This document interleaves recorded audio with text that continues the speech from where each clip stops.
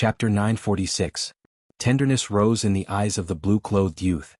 He thought for a moment, then took out a small jade tablet and handed it to her. "Take this. When you go out again, no one will make things difficult for you." Shui Yimo looked at the jade tablet in her hand, then looked at him. "This is. It's mine, my thing. It's the symbol of my Qilin clan. The people of the Cultivation sects know my identity. If you take this, they'll know that you're under my protection and won't dare to make things difficult for you. This is all I can do for you." Shui Yimo lowered her eyes for a moment, then solemnly put away the jade tablet. "Long Chuan, thank you." Her charming face finally showed a little smile. She was born beautiful, so this smile was like a strange flower blooming, captivating and soul-stealing. Long Chuan quickly moved his eyes. "No need to be polite. You can go now." He didn't want to see her being rebuffed again. Shui Yimo took the fish and ran towards the lake. "Retreating without a fight isn't my style. I'll try again." Long Chuan, Ning Shuima couldn't help but clap her hands. Shui Yimo's way of doing things was quite to her liking. If it were her, she would also try. She was just like this. As long as there was a 1% chance, she would do her best. She wouldn't shrink back, she wouldn't run away. However, what would Shinjuli's reaction be if he saw her roasted fish? Would he really throw her out directly? Ning Shuima's guess was very accurate. She felt that when she ran in front of Shinjuli with Shui Yimo and offered the fish, Shinjuli just glanced at her and didn't say a word. He just waved his sleeve. Shui Yimo's body was directly sent flying. Shui Yimo fell outside the valley, but she didn't suffer any injuries. She stood there looking at the valley in a daze for a while, then slowly found a big stone to sit down on. She hugged her knees, lost in thought. Ning Shuima also watched from the side. She felt that Shui Yimo's purpose in pestering Shinjuli this time wasn't simple. Ning Shuima couldn't move away to look elsewhere, so she could only sit on the side. With her sharp eyes, she saw a figure flash not far away, then disappear in an instant. This was a spy from the Immortal Cultivation sect. It seemed like they hadn't left yet. They hadn't given up on Shui Yimo and still wanted to capture her. Ning Shuima's guess was right once again. A large net fell from the sky, wrapping around Shui Yimo, who was lost in thought. By the time she realized something was wrong and wanted to jump away, it was already too late. The net wrapped around her whole body. That net was clearly a treasure, glittering with golden light. The more it wrapped around her, the tighter it became. Shui Yimo simply couldn't struggle free. A few sage-like people appeared and looked at her struggling in the net. Their faces were filled with joy. "It really is her. The Supreme Divinity saved her life and sent her out to us. Hurry up and ask her. Ask her about the Devil Ancestor." Someone was impatient. "The Supreme Divinity is afraid of noise. Don't make a ruckus here. Take her away first." It wouldn't be too late to find a quiet place to interrogate him slowly. A few people used a net to drag her away quickly. Obviously, he was afraid of alerting the people in the valley. Shui Yimo was tightly bound by the net's threads almost cutting into her flesh. She frowned in pain, then suddenly raised her head and let out a long howl. It was a mournful fox's howl, like crying and screaming. The howl soared to the sky. "She's a fox demon. Don't care what kind of demon she is. Take her away first." Ning Shuima looked on helplessly as Shui Yimo was dragged to another valley. Then this group of people began to interrogate her. They interrogated her about the Devil Ancestor. Chapter 947. What does the Devil Ancestor look like? Is he a man or a woman? How old is he? Where does he live? Little girl, you'd better tell the truth or else you'll suffer. These people asked a series of questions. The last person's voice carried a cold threat. Shui Yimo was trapped in that big net, her body twisted. After they finished asking, she said, "This broken net is hurting me. I can't remember anything because of the pain." These people from Cultivation sects were obviously experts, so they weren't afraid of a little girl playing tricks. The owner of the treasure net loosened the net a bit. Of course, they also said some threatening words. Shui Yimo stretched her body inside the net and tilted her head to look at them. "Do you really want to know what the Devil Ancestor looks like?" Those people gave her a "you're asking nonsense" expression. Shui Yimo raised her small hand to cover her mouth and yawned. Then she said a rather earth-shattering sentence. "The Devil Ancestor is me, I'm the Devil Ancestor." Those people, they naturally didn't believe that this seemingly tender little girl in front of them was the Devil Ancestor. When they heard this sentence, their first reaction was that they had been played. They all flew into a rage and scolded her one after another. They told her to tell the truth as soon as possible. Otherwise, they would peel off her skin and break her bones, and send her soul to the 18th layer of hell or something. In short, all kinds of terrifying and bloody threats were said. However, Shui Yimo insisted that she was the devil ancestor, and even raised her head high. Finally, those people were angered, and the treasure net binding her tightened once more. This net was clearly a rare treasure, and at the same time, it emitted waves of light. Shui Yimo was obviously in extreme pain. Her small face was deathly pale, but she was still smiling, still saying that she was the devil ancestor. Her stubbornness made those people furious. The one who had the treasure net was a rather irascible immortal. In his anger, he did his best to tighten the net, and the pale golden net directly wrapped around Shui Yimo's body. Probably because she was in extreme pain, she finally let out a cry and showed her true form. When she showed her true form, a small jade tablet fell out of the net. It was the one that the blue-clothed youth gave her. A sharp-eyed person picked it up and took a look. His expression greatly changed and he looked at it with his colleagues. Everyone couldn't help but look at each other. Their mouths were moving, but Ning Xuema couldn't hear what they were saying. It was obvious that they were using the secret voice-sending method to communicate, so outsiders couldn't hear them. However, Ning Xuema knew how to read lips. She could guess what they were talking about just by looking at their expressions and movements. It was nothing more than some people advocating for the sake of Long Chuan's face to be released, while others said that it was not easy to catch a demon alive, and after releasing him, it would be too difficult to catch a new one. This was because most of the people in the devil realm were proud and arrogant. When they were caught, they would immediately seek death. There was no way to save them. Now that he had finally met someone who wasn't seeking death, it would be a waste if he didn't interrogate him properly. There were also people who said that the little girl looked young, so she might not know about the demon ancestor. She was just joking. Even if they interrogated her, they might not be able to find anything. They might as well give Long Chuan some face. The people continued to argue. In the end, the owner of the treasure net lost his patience and hid the jade tablet in his sleeve with a ferocious look on his face. Chapter 948. Although this girl is young, she's still a demon. All demons deserve to die. My daughter is about the same age as her, but wasn't she strangled to death on the battlefield? Interrogate her again. If we still can't get anything out of her, we might as well. The owner of the treasure web made a kill gesture. But she has Sir Long Chuan's token. If we really kill her, I'm afraid Sir Long Chuan will blame us. Someone shook his head. Sir Long Chuan's father also died at the hands of the demon ancestor. Presumably, Sir Long Chuan also hates the demon ancestor to the bone. If we really dig out the details of the demon ancestor from this little demoness, Sir Long Chuan won't blame us. Then what about Sir Long Chuan's token? Seeing the token is like seeing him in person. Token? What token? We didn't see any token at all. The man who hid the token sneered. Everyone stared blankly for a moment before finally understanding his meaning. There were only a few of them here. If they said that they didn't see the token, no one would refute it. They would just pretend that they didn't see the token. Since the situation had developed to this point, these people clearly wanted to kill Shui Yimo naturally. They wouldn't have any scruples when interrogating her. One of them took out a boning knife and waved it in front of the little fox. He gloomily said, "Little girl, if you don't tell the truth, this elder will let you have a taste of being skinned. Your fox skin is very good. If I peel it off, I can make a fox skin shawl for my youngest daughter." The little fox slightly narrowed her eyes. Her glass-like pupils flashed with a watery luster, but she still stubbornly said, I am the demon ancestor." Damn it. This little fox really doesn't want to live anymore. The man was so angry that he cursed.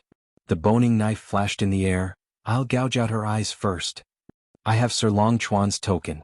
You can't hurt me." The little fox shrieked, her voice tender. "Token? What token? I don't see it." The man sneered. He made a hand seal and was about to stab down. The little fox shrank back, seemingly frightened. Her small claws also made a hand seal, intentionally or unintentionally. Chi. The boning knife in the man's hand suddenly shattered into powder. A cold voice rang out, "Let her go." Everyone raised their heads and their expressions changed. Standing on top of a distant mountain peak was that green-clothed youth called Long Chuan. The little fox Shui Yimo was saved. When those people saw Long Chuan, they were like mice seeing a cat. They obediently handed Shui Yimo over to him. The little fox lay in Long Chuan's arms and complained, "Master Long Chuan, he stole the token you gave me and said he didn't see it." She pointed a paw at one of the men. Long Chuan coldly glanced at the man. With a slight bend of his finger, the man suddenly groaned and jumped 3 feet into the air. When he landed again he was missing an arm, and there was an exquisite jade token on the ground. Long Chuan no longer looked at those people. He carried the little fox and left. The little fox reminded him, "Lord Long Chuan, your jade tablet? It's dirty, I don't want it." Lord Long Chuan replied coolly, "Someone will pick it up, no one can take it away." Long Chuan carried the little fox away. The jade tablet slowly cracked on the ground and finally turned into powder and disappeared. "Master Long Chuan, did the Supreme Divinity send you to save me?" The little fox was finally saved and she became more talkative. Chapter 949. Oh. The little fox was disappointed. "Then I can't enter the valley?" Long Chuan paused and took out a chess manual. He pondered for a moment and said, "The Supreme Divinity likes to play chess and can't find an opponent. If you can learn this, the Supreme God might let you stay. Do you want to learn?" The little fox stretched out its claws to grab the book and directly replied with 2 words, "I'll learn it." Ning Xuema watched all of this as if she was watching a movie. This Shui Yimo was very obsessed with staying by the great god's side. Did she really fall in love with him or did she have other plans? She took another step forward and the scene in front of her began to flash. She saw Shui Yimo living outside the valley. With Long Chuan's help, she built a thatched house that could barely shelter her from the wind and rain. Every day she madly studied the Go manual and found a pile of small stones to practice on the ground. Long Chuan occasionally came out and played a few games with her. It had to be said that Shui Yimo was very talented in Go. On the 3rd day she was able to easily defeat Long Chuan. 7 days later she had become a master in Go. Long Chuan, who was not proficient in Go, was no longer her opponent. Finally, under Long Chuan's lead, she once again entered the valley and arrived in front of Shinjioli. Shinjioli was painting in the courtyard. The sunlight was just right, projecting a faint silver light on his body. Long Chuan brought her to a stop not far away, not daring to disturb him. "Long Chuan, you are becoming more and more bold." Shinjioli seemed to have eyes on the back of his head as he lightly threw out this sentence. "Master, she really has no home to return to. The people outside are also unwilling to let her go. This disciple feels pity for her." Long Chuan bowed. A pitiful person must have a hateful side. Shinjioli did not buy it. "I don't want to be pitiful." Shui Yimo suddenly opened her mouth, her clear voice echoing in the courtyard. Long Chuan was shocked by her rebellious words. "Supreme God, I came to challenge you." "Shui Yimo, don't talk to the Supreme God like that." Long Chuan hurriedly pulled her sleeve. Shui Yimo, however, didn't buy it. She stared at the Supreme Divinity, a proud and handsome smile on her lips. "I came to challenge him. Do you need to be polite and respectful when speaking to your opponent?" Long Chuan's forehead was dripping with cold sweat. He probably didn't think that this little girl would be so ignorant of the immensity of heaven and earth. He was about to criticize her again. Shinjioli finally turned around slowly. "You want to challenge me? What are you going to use to challenge him?" "Go." Shui Yimo's hair fluttered. Her small stature was quite imposing. "You dare to challenge me after learning for 7 days?" Shinjioli raised his eyebrows. It seemed that he wasn't unaware of the matter of Shui Yimo learning Go outside the valley. 7 days is enough. Shui Yimo raised her eyebrows even higher than his, her eyes bright as she looked at him. "I won't compete with a little girl who doesn't know the immensity of heaven and earth." Shinjioli obviously didn't take her seriously. He turned around and continued to draw. "Supreme Divinity must be afraid of losing to a little girl like me, right?" Today Shui Yimo's words were increasingly arrogant, causing Long Chuan to be taken aback. He desperately pulled at Shui Yimo's sleeve from behind, hinting at her to speak more slowly. Shui Yimo ignored him. Instead she raised her head high, looking like a king. "It's useless to provoke me." Shinjioli still didn't turn his head. "Long Chuan, send her out." Long Chuan awkwardly looked at Shui Yimo, then looked at his master. His steps were slightly hesitant. Chapter 950. Long Chuan coughed. "Master, her chess skills are really good. Disciple is not her opponent at all." "Your chess skills? Can you watch?" Shinjioli bluntly attacked his disciple. No one knows his disciple better than him. Long Chuan is a promising talent in other aspects, but chess skills? After following him for so many years, he still hasn't learned a single thing. Long Chuan's chess skills are only at the level of an ordinary master, unable to advance any further. Other skills may be made up for by hard work, but chess skills require too much talent. Long Chuan embarrassedly lowered his head, but still not convinced, muttering, But Miss Shuiyi's chess skills are really high, very high. She only learned for 7 days and can defeat disciple in a moment. Doesn't that mean she really has talent in chess? In time she may really become Master's opponent. Master, why don't you keep her and try? Shinjioli's painting hand paused slightly, lifted his sleeve and pointed to the side. A chessboard appeared on the big stone next to him, and in the middle of the chessboard was half a chess game. You take the white pieces. If you can solve this chess game within an hour, I will fight you. His words were naturally directed at Shui Yimo. Okay. Shui Yimo went to look at the chess game without saying another word. Since Ning Xuema and Ning Xuema were one body, Ning Xuema could see everything clearly. It was a delicate chess game. In Ning Xuema's eyes, it was not too difficult, but if one was not a master among masters, this chess game would not be solved. This chess game seemed to have really stumped Shui Yimo. She frowned and pondered. Ning Xuema sincerely hoped that she would be able to pass. She hated that she couldn't be by her side to remind her. However, in this world she was like air. She could see these people but they couldn't see or hear her. So she could only look on helplessly as time passed by, feeling anxious. Almost an hour later, Shui Yimo suddenly moved as if she was flying. Strangely, she placed the white pieces, but the black pieces seemed to be controlled by someone in the dark. When she placed a piece, the black pieces followed suit, not lagging behind in the slightest. A moment later, the black and white pieces became clear. Although the outcome has not yet been decided, this delicate chess game was solved. Master, she solved the chess game. Master. Long Chuan couldn't help but report to Shinjioli. Shinjioli turned around and glanced at the chess game, then looked at Shui Yimo with her bright eyes wide open, a glimmer of light in his eyes. Supreme God, can I stay now? Shui Yimo's eyes shone brightly, full of hope. I only promise I will fight you. Shui Chuan. Shui Yimo Shui Chuan. Chuan.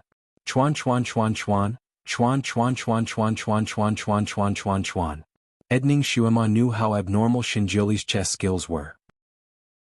How could it be easy to win against him? She watched Shui Yimo and Shinjioli play. Shinjioli didn't sit in front of the chessboard. He was still painting. Every time Shui Yimo placed a piece, he would also place a piece. His speed was extremely fast and he didn't even turn his head. His attention was still on his painting and only a little bit on the chess game. In less than an hour, the outcome of the game had been decided. Shui Yimo lost. You lost. Shinjioli's voice was cold and indifferent. Yes, I lost. Shui Yimo was somewhat dejected, tightly pursing her lips. Chapter 951. What if you lose? Shinjioli finally looked back at her. I'll leave. Shui Yimo clenched her teeth and said. Her eyes were red but she still held her head high. But in time I won't necessarily lose. After saying this, she turned and strode out. Just as her figure was about to walk out of the courtyard, Shinjioli's voice faintly came, You can come back in a month. Shui Yimo's footsteps paused, her eyes shining. Okay. This time her answer was much louder. Ning Xuema felt that Shui Yimo's temperament was very similar to her own. They both had the spirit of a cockroach that refused to admit defeat. She watched Shui Yimo leave the valley and return to her small thatched hut. She began to practice her chess skills day and night, to the point where she forgot to eat and sleep. Ning Xuema felt like she was watching a blockbuster. The rhythm of the blockbuster was very good. When it was time to fast forward, it was fast forward, and when it was time to be normal, it was normal. She watched as time flowed through the camera lens one after another. She watched. About a month later, Shui Yimo once again entered the valley to challenge Shinjioli. Unsurprisingly, she was once again defeated. However, this time she persisted for a much longer time and lost fewer chess pieces. This distracted Shinjioli, who was fishing, a little bit more. Halfway through the game, he didn't notice that a fish had bitten the hook on his fishing rod. Shinjioli seemed to be a little interested in this little girl's indomitable spirit. He made another appointment with her 2 months later. Ning Xuema felt that time passed very quickly here. She remembered that when she first saw Shui Yimo entering the valley, it was still spring when the mountain flowers were blooming. When the camera paused again, it was already winter with heavy snow swirling in the air. Outside the valley, the 4 seasons were clear, but inside the valley, it was always as warm as spring. Ning Xuema watched as Shui Yimo went in and out. Every time she stayed longer and longer. Although she lost every time, she persisted longer and longer. When Shinjioli played chess with her, he gradually became undistracted and started to treat her as an opponent. Originally, she was allowed to enter the valley once every 2 months to compete with him. Later on, the time limit was shortened to once a month. Shenjiuli was the type of person who didn't show his emotions on his face. It was very difficult to see any emotion on his face, not to mention that every time he saw Shui Yimo, he always wore a mask. However, Ning Xuema could see from his eyes that his attitude towards Shui Yimo had gradually changed. Initially, he had looked at her like she was a furry little pet. Later on, when he looked at her again, there was a hint of complexity in his eyes. There was admiration, amusement, and a touch of doting. Shui Yimo studied chess very hard. She practiced chess during the day and at night. As long as she opened her eyes, she would be practicing chess all the time. Because she was concentrating on one thing, she didn't pay attention to anything else. For example, clothes. She always wore a white dress made of fur. Her hair was always casually draped behind her head. Every day she would comb her hair and use a wooden hairpin to tie it up. Although it looked a little wild, after looking at it for a long time, it would cause visual fatigue. Ning Xuema vaguely remembered that Shui Yimo didn't know how to tie up her hair. For hundreds of years, her hair had been tied up by Shui Yilan. Now that Shui Yilan wasn't by her side, she could only make do like this. Outside it was snowing heavily. Inside the thatched hut, a drop of water turned into ice. Shui Yimo curled up on a rough wooden bed. Her bed only had a thin quilt. Her clothes were thin, so she looked a little cold. As I said before, this chapter won't be too long. It's about 10 or 20,000 words. But it has to be explained. This matter may be the previous life for the female lead, but for the other two people involved, it's not the previous life. It's the present life. The latter part of the story has a lot to do with this so-called previous life, so it has to be written. Dear friends, if you want to read a complete story, a truly soul-stirring story, don't curse at the bottom without taking a bite of the stuffed bun. This will affect the author's performance. It will only cause the author to waste a good story and rush the ending. In fact, readers who often follow Mumu know that the ending is usually a comedy. There has never been a tragedy. So for those who can't wait and want to rush the ending, I can responsibly tell you that this story is still a comedy. In the end, the male and female leads will definitely be happy and reunited. Then, are you satisfied with this one-sentence ending? Do you only want to read the ending? I've already tried to simplify the story as much as possible. I only described a few events that affected the overall situation. If I simplify it further, it will become an outline. The story of the previous life is absolutely soul-stirring. I don't want to write such a good story into an outline that doesn't give you any feelings. So, dear friends, please don't be impatient. Chapter 952. In fact, Shui Yimo only needed to meditate to get rid of the cold, but she didn't want to meditate. Instead, she spent every second studying chess. Her small body curled up on the bed, her face blue and white from the cold. She was still fiddling with the cold chess pieces, murmuring, "I must win tomorrow. I must enter the valley."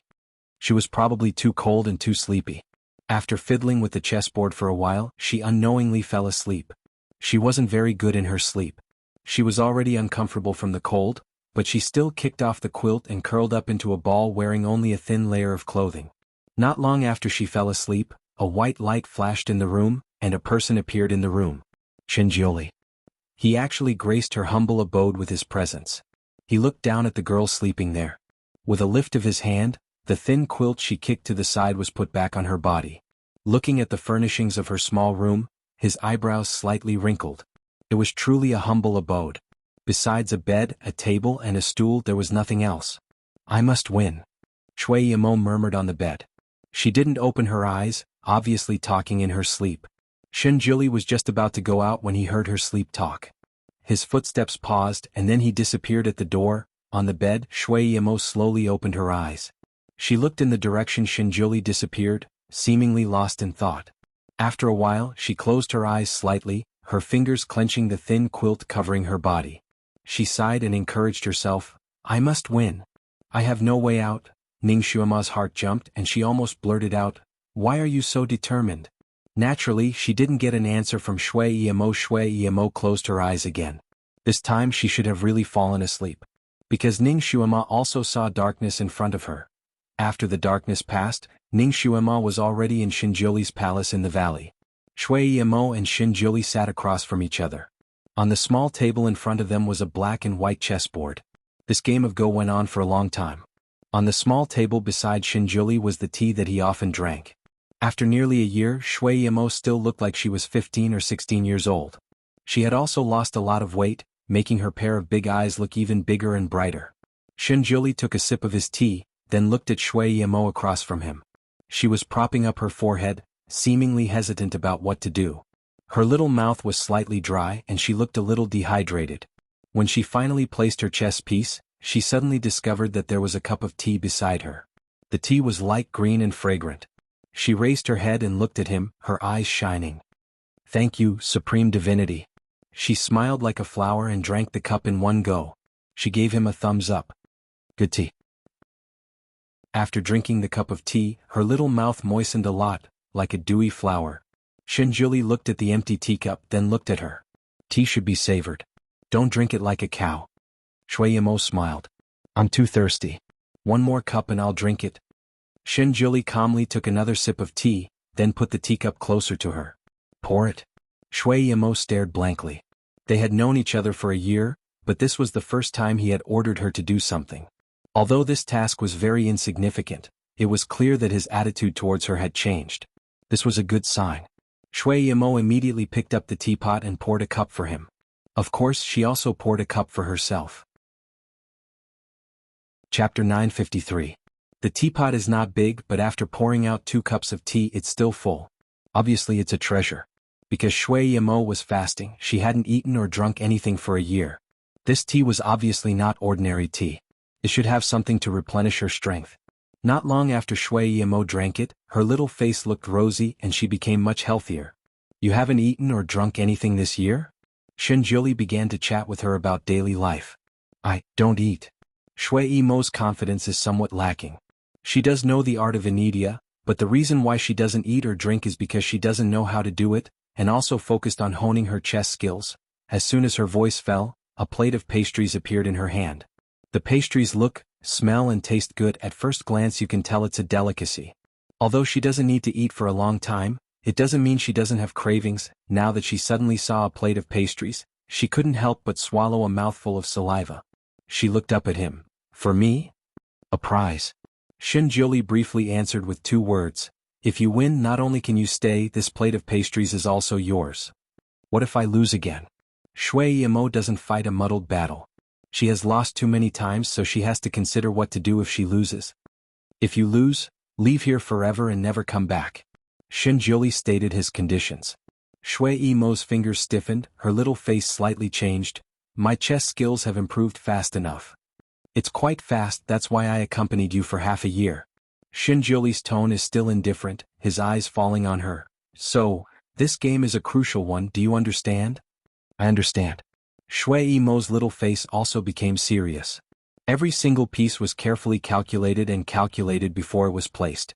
In the first half of the game, Shui Yamo showed signs of losing. Her fingers holding the chess piece faintly turned white, and her little mouth was tightly pursed. Shinjuli calmly looked at her and lightly said, "The more you lose, the more you have to stabilize your mind." It's the first time he said such a long string of words, but what he said was the truth of doing things. Shui Yamo took a deep breath and steadied her mind. Black and white stones continued to fall from the fingertips of the 2 people. Ning Shuama was now also an expert in Go. She had been immersed in this path for many years, so her Go skills were naturally much better than Shui Yamo's. She had also played against Shinjuli countless times, so she knew that his actual level was much better than Shui Yamo's. If nothing unexpected happened in this game, Shui Yamo should still lose. But at the end of the game, Shinjuli was defeated by a single piece. Shui Yamo won. He won. Shui Yamo stared blankly at the chessboard for a long time. "I won." Shinjuli calmly picked up the teacup next to him and took a sip. "Not bad, you won this round by luck." "Aha, I won. I finally won." Shui Yamo was not interested in the word luck. She beamed with joy, suddenly stood up and spun in a circle. Her skirt fluttered, like a flower blooming under the sunlight, making her excited little face even more tender and beautiful. After working hard for a year, fighting hard for a year, now she finally got the result she wanted. She was naturally very happy, her smile as bright as a pearl in the dark night. Shinjuli also seemed to be infected with her joy, his pair of black eyes slightly flashing. He did not speak, just leisurely sipped his tea. "Supreme God, can I stay?" Happiness did not come easily. Shui Yamo was skeptical. Chapter 954. Shui Yamo clearly didn't believe in this good luck. "Yes." Shinjuli replied with 2 words. Shui Yimo's eyes curved like the moon. She was eating her victory pastry, her fingers trembling a little. Why do you have to stay here? Don't tell me you're homeless. With your intelligence you can live well anywhere. Shinjuli looked at her and asked. Because. Shui Yimo's eyes returned to Shinjuli's face. She tilted her head and looked at him for a moment, then finally said an earth-shattering sentence. Because I like you, Supreme Divinity. Amimomo. I've liked you for several hundred years. Pa. Shinjuli's teacup fell to the ground. Ning Xuema, who was watching the fun with her arms crossed, also trembled in her heart. This Shui Yimo really won't stop until she's shocked to death. Just as this thought came to her mind, she heard a voice that seemed to come from thousands of miles away. Master, master, are you awake? Are you still going to Yifeng's place? Kiran. Yifeng. Ning Xuema quivered. The dream she couldn't dispel just now suddenly melted like spring snow. The bed curtains of lotus leaves, the soft bedding and the warm sunlight shining into the room. This was Tianyin Peak's Supreme Divinity Hall, and also her temporary residence. As soon as she woke up, she was a little dazed. Lifting her hand to tidy up her hair, she vaguely remembered having a very long dream. In the dream, there seemed to be great God and a girl. She could actually vaguely remember a bit of the dream. This had never happened before. This should be a good thing, right? Was she going to be cured of her problem of not being able to remember her dreams? She hurriedly tried to recall the scene in her dream, but could only remember a few fragments. These fragments were very scattered, and she almost couldn't piece them together. She only remembered that great God seemed to be playing chess with a girl, and in the end he even let the girl win. This great God didn't even let her win. She didn't even get to eat a single pastry. While her mind was in a mess, Kiran's telepathy came again. Master, master, are you awake? Tomorrow was Yan Ziyuan's wedding day. Didn't you say you wanted to take a look? Yan Ziyuan? Yifeng? God, she had been so busy these past few days that she had forgotten about her 2 friends.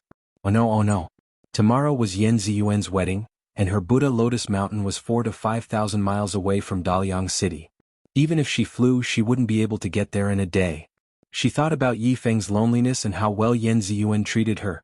Ning Xuema couldn't help but pat her forehead, and all her sleepiness disappeared without a trace. There was obviously something strange about Yan Ziyuan's wedding, and Yifeng was not good at stirring up trouble. He would only grieve silently and protect her in silence. He might not be able to stop it in time. Once this happened, these 2 people would regret it for the rest of their lives. Therefore, no matter what, she had to rush over before Yan Ziyuan's wedding. With her current ability, she obviously couldn't do it, so she could only ask for help from Great God. She jumped up from the bed, but something hard bumped her. She looked down and found a shiny object next to her pillow. The moonlight flute. She remembered that she had always kept it in her Jianghu bag. When did it come out by itself? And it happened to be under her pillow? Maybe she wanted to see it again before sleeping, so she groped it out in a daze? Ning Xuema was in a hurry to get out, so she didn't have time to think about it. Chapter 955. Ning Xuema grabbed the moonlight flute and stuffed it into her Jianghu bag. She didn't even bother to wash up and ran to find the Almighty. In the bedroom, Shinjuli was meditating. A faint light circled around his body, and he sat there like a high and mighty god. Ning Xuema paused at the door. Seeing him like this, she didn't dare to disturb him. It was best not to be disturbed while meditating. If she went in rashly, it might cause him to go crazy. But if she didn't disturb him, she didn't know how long he would meditate. Her matter was very urgent, so it wasn't an exaggeration to say that she was on fire. She was in a dilemma and couldn't make up her mind. Master, master, are we going today? Kiran's voice urged her in her mind. We can't get there in a day with our own speed. Ning Xuema calmly replied Kiran. We can make it. Kiran continued to transmit its voice. I learned a flying technique. Although I can't fly 1,000 miles in a second, I'm confident that I can fly 7,000 to 8,000 miles in a day. Its voice sounded proud as it reported the good news to her. Master, there's a big lake here. The spiritual energy inside is very abundant. I can cultivate for a year in there. That yellow Jing, and is really good. He even taught me a manual for Kiran cultivation. It's very useful for me. It's as if it was written for me. This flying technique is the martial art inside. I've already learned it. Once Kiran contacted Ning Xuema, it started to chatter non-stop. A little Qilin had this kind of ability? Ning Xuema was happy. She didn't need the Almighty to investigate this matter. She looked at Shinjuli again. He was still cultivating. The light around his body was like a rainbow halo. It was very beautiful. What kind of martial art was the Almighty practicing? It looked so high and mighty. She didn't know when she could reach this level. It seemed like the Almighty was not going to stop anytime soon, so she decided to go with Kirin. In any case, her martial arts had already reached Earth rank level 4, and it would not be easy for her to meet an opponent. He was completely different from before. He was no longer a piece of trash that could be bullied by others. She was just investigating Yan Ziyuan's situation, so she shouldn't be in any danger. The Almighty was at a critical juncture in his training, so she didn't want to disturb him. She was used to solving some things by herself and didn't like to always rely on others. Thinking of this, she immediately used telepathy to reply to Kirin, "Come to the Tianin Peak and wait for me. I'll be out soon." Okay. Kirin agreed without hesitation. Ning Xuema looked at Xinjiuli again. After thinking for a while, she picked up the pen and paper on the table and left him a letter. After he finished writing, he put it under the paperweight and ran out. As soon as she left, Xinjiuli opened his eyes. His gaze fell on the letter on the table. He raised his hand and the letter flew into his hand. He opened it and glanced through it. His eyebrows furrowed slightly. This was the first letter that this little girl had written to him. He thought that it would at least be a few warm words, but he didn't expect it to be a few stiff sentences. "Almighty Little Apple and I are going to Daliang City to investigate Yan Ziyuan's wedding. We'll be back soon. Don't miss us." After all, Ning Xuema was a modern person. She wrote in plain Chinese and couldn't be bothered to use those scholarly classical Chinese words. Therefore, although she didn't leave many words, her instructions were very clear. Chapter 956. Xinjiuli lowered his eyes and stared at the last two words. Don't miss me. How could he not miss her? This girl was destined to lead the Axemen, and every step she took brought disaster. How could he be at ease when she went out alone? The journey to Daliang City was thousands of miles away, and she hadn't learned how to ride a sword yet. If she went there, she could only rely on that unreliable Kirin. He suddenly regretted letting Yelu Jing and teach Kirin that spell book. That Kirin was smart enough, but it was a little impetuous and unreliable. It must have just mastered that kind of flying spell. With its half-baked personality, to use that kind of flying spell to carry people. That girl must have offended him badly. He looked at the letter in his hand and couldn't help but rub between his brows. Yan Ziyuan and Yi Feng were destined not to be together. Now that this girl was involved, he didn't know what kind of changes would occur. He slowly stood up. Since that girl was involved, then he should be involved too. He was just sitting down for a while, and that girl dared to abandon him and run away. It really made him unhappy. He narrowed his eyes and spun the jade flute in his hand. After a moment, he smiled lightly and began to slowly prepare. Ning Xuema's current status in the Sun-Moon sect was very high, so no one dared to stop her when she wanted to go down the mountain. However, even though they didn't stop her, the news of Ning Xuema leaving the mountain soon reached Xinjiuli. "Master, I've already sent the 8 great enforcers down the mountain to support little junior sister's safety. Do we still need to activate the hidden posts everywhere to prepare for any accidents?" Yelu Jing An's voice floated over from the voice transmission talisman. "No need. Withdraw the 8 great enforcers and don't move the hidden posts." Xinjiuli's voice was heard. "Yes." Yelu Jing replied. He still didn't understand. Master was very nervous about this little junior sister. He was afraid that she would melt in his mouth and fall off his head. Now that little junior sister had gone down the mountain alone, how could Master let her go? Although he didn't understand, he still followed his master's instructions and sent a message to the 8 guardians of Dharma to come back. He asked them a few more questions and learned from them that Ning Xuema had gone down the mountain. After thinking for a while, he decided to report to his master. "Master, the 8 guardians have already retreated.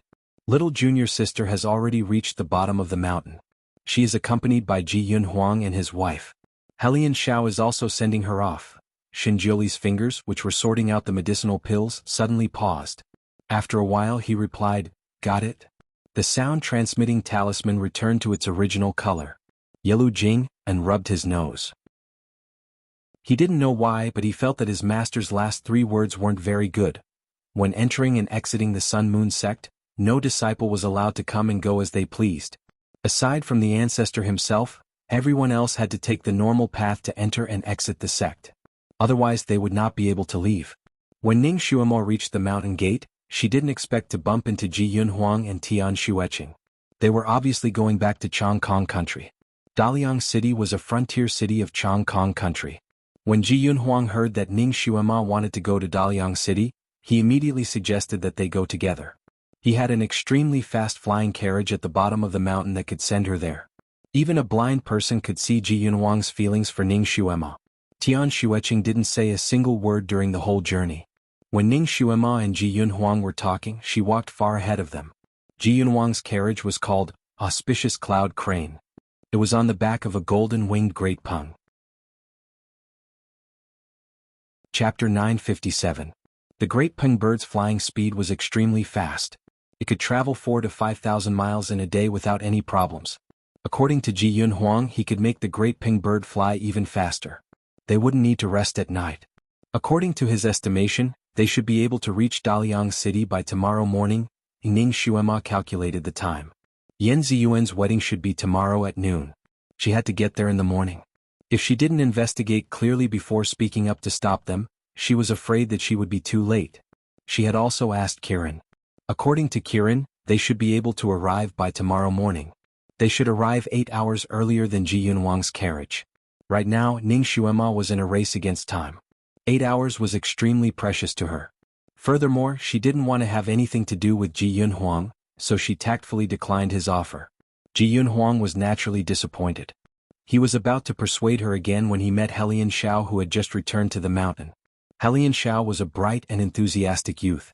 He was very happy to see Ning Xuema. When he heard that Ning Xuema was going down the mountain, he immediately wanted to send her off.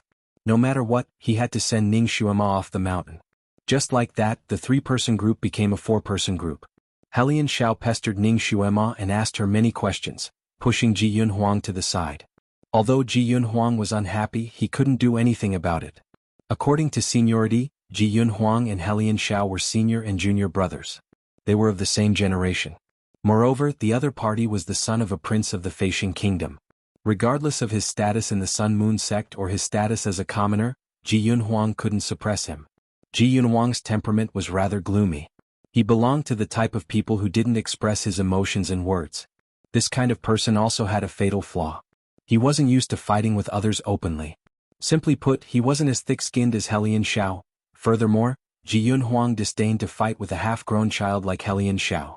Moreover, Ning Xuema's attitude towards him was sufficiently polite and cold, which greatly damaged his confidence. Therefore, after he smiled slightly, he automatically fell back a step, allowing Ning Xuema and Helian Xiao to walk side by side in front of him. Although Ning Xuema's body was about the same age as Helian Xiao, her mental age was older, so she only treated Helian Xiao as a child. Naturally, she was unrestrained when talking to her child, so she seemed to be one step closer to Helian Xiao. This made Ji Yunhuang, who was watching from the back, feel rather uncomfortable. He looked forward again and saw Tian Xueqing walking alone in front of him. She didn't even turn her head back. There was a slightly complicated look in his eyes. The night before yesterday, he had a merry party with his senior and junior brothers and junior brothers. Due to his melancholy, he drank until he was dead drunk. It was only yesterday morning that he returned with his junior brothers and junior sisters. However, on the way back he bumped into Tian Xueqing. When he saw her, he felt an indescribable anger in his heart. Thus, he could not help but speak coldly to her.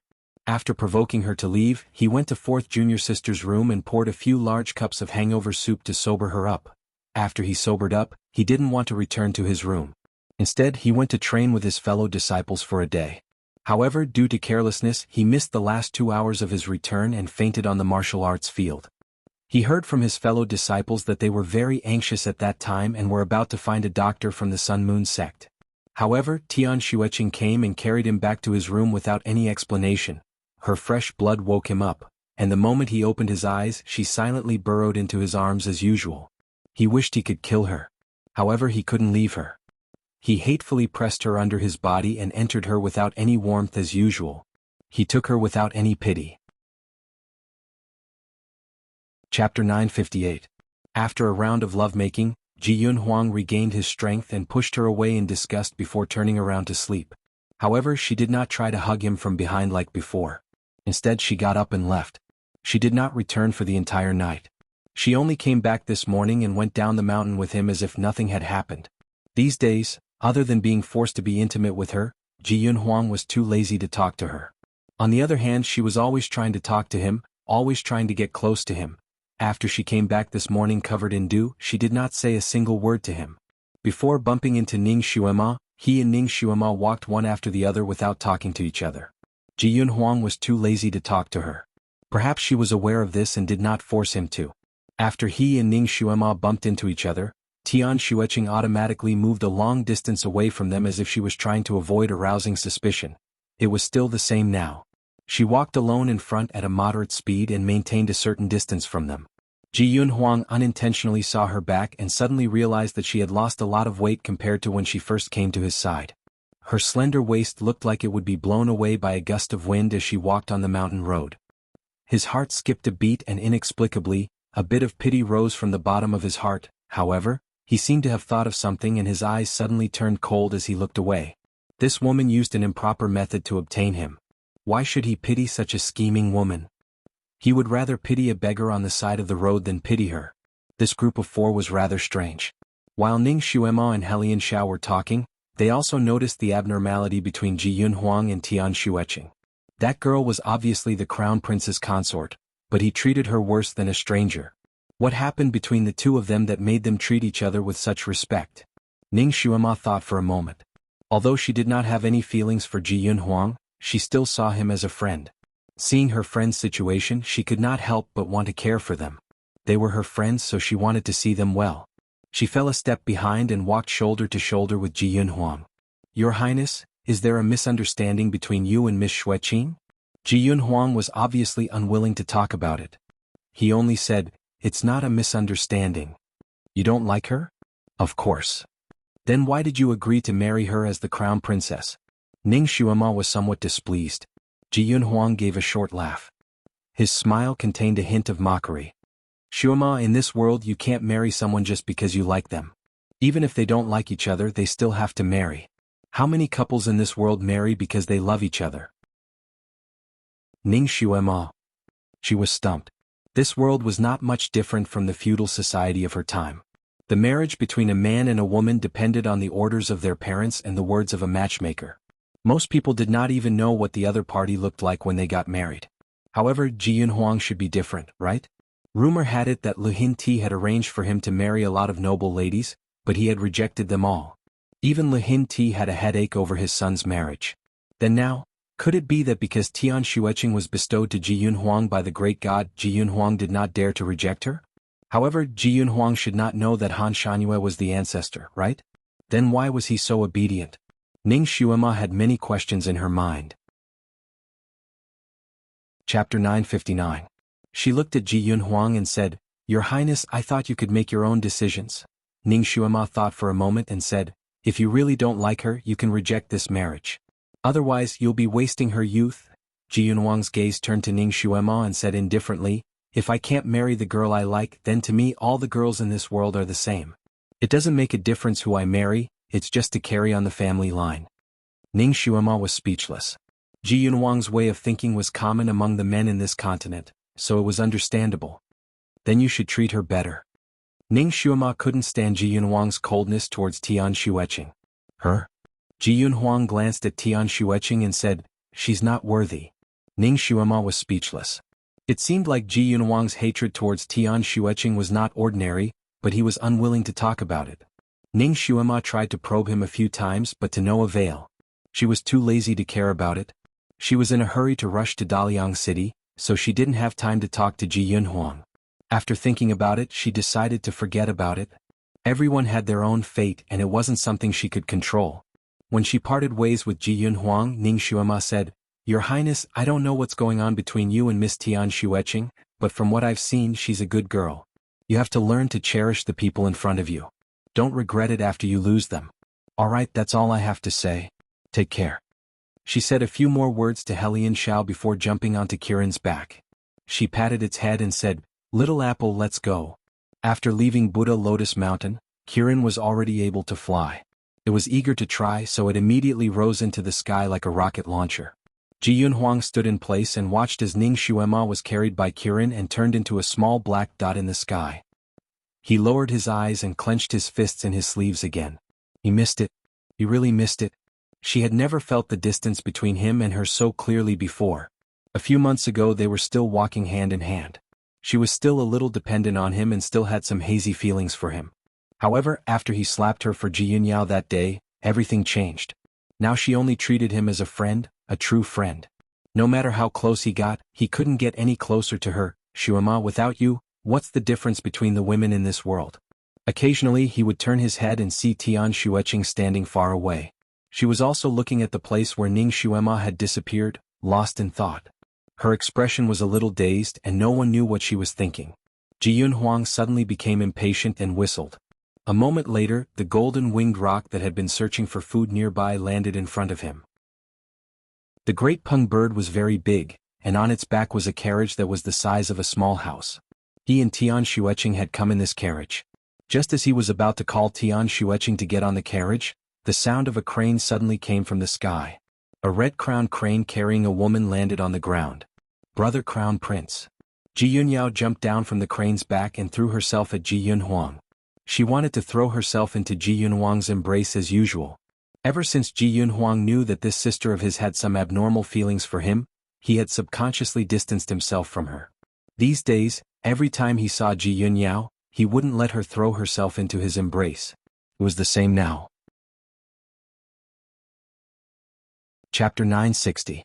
Ji Yunhuang raised his hand to stop her, but he seemed to have thought of something and his hand fell back down. Ji Yunyao was the best at seizing every opportunity. She immediately jumped into his embrace and hugged his neck. Brother Crown Prince, I have been waiting for you for a long time. Why did you only come down today? She often did this action, so Ji Yunhuang didn't mind it. He casually pulled her arm away from his neck and asked, Yunyao, why are you here? Ji Yunyao pursed her lips. Father is sick. He was afraid that you would not return, so he asked me to hurry you. Ji Yunhuang's expression slightly changed. Father is sick? What kind of illness? Did you ask the imperial physician to check on him? Naturally, I asked the imperial physician to check on him. He should have caught a cold, but I don't know the details. Ji Yunyao lowered her head. You didn't ask? Ji Yunhuang's eyes showed his disapproval. Ji Yunyao's eyes showed her resentment. Recently, father is not willing to see me, so Ji Yunhuang did not say anything else. Then let's go back quickly. Li Hin Ti's psychokinesis was not low, and he usually took good care of himself, so he was not someone who fell sick easily. This time, his sudden illness was not as simple as it seemed on the surface. He immediately jumped onto his golden-winged roc. Ji Yunyao's eyes turned and she also jumped up. Brother Crown Prince, I am also worried about father. I will go back with you. Ji Yunhuang was slightly startled and glanced at Tian Xueqing who was walking over. The cabin on the golden-winged roc's back was quite narrow. It could fit 2 people, but it would be too cramped for 3 people. Moreover, it would be difficult for the golden-winged roc to carry 3 people at the same time. Its speed would also be much slower. Yunyao, take your red-crowned crane back. Ji Yunhuang said. Ji Yunyao immediately pursed her lips and pulled up her trousers. Brother Yunyao was too anxious on the way here and accidentally fell. My leg hurts. Yunyao has lost a lot of my power and now it is cold. I have a headache from the wind on the red-crowned crane. She looked at Ji Yunhuang pitifully. Yunyao doesn't want to be blown by the wind anymore. She glanced at Tian Xueqing again. If brother thinks that the cabin is too cramped, why don't you let the future crown princess ride my red-crowned crane? Ji Yunhuang frowned and glanced at Tian Xueqing. Tian Xueqing originally walked over quickly, but at this moment she stood there and looked at them. She pursed her lips slightly and did not have any intention to speak. Seeing her like this, Ji Yunhuang felt an indescribable irritation in his heart.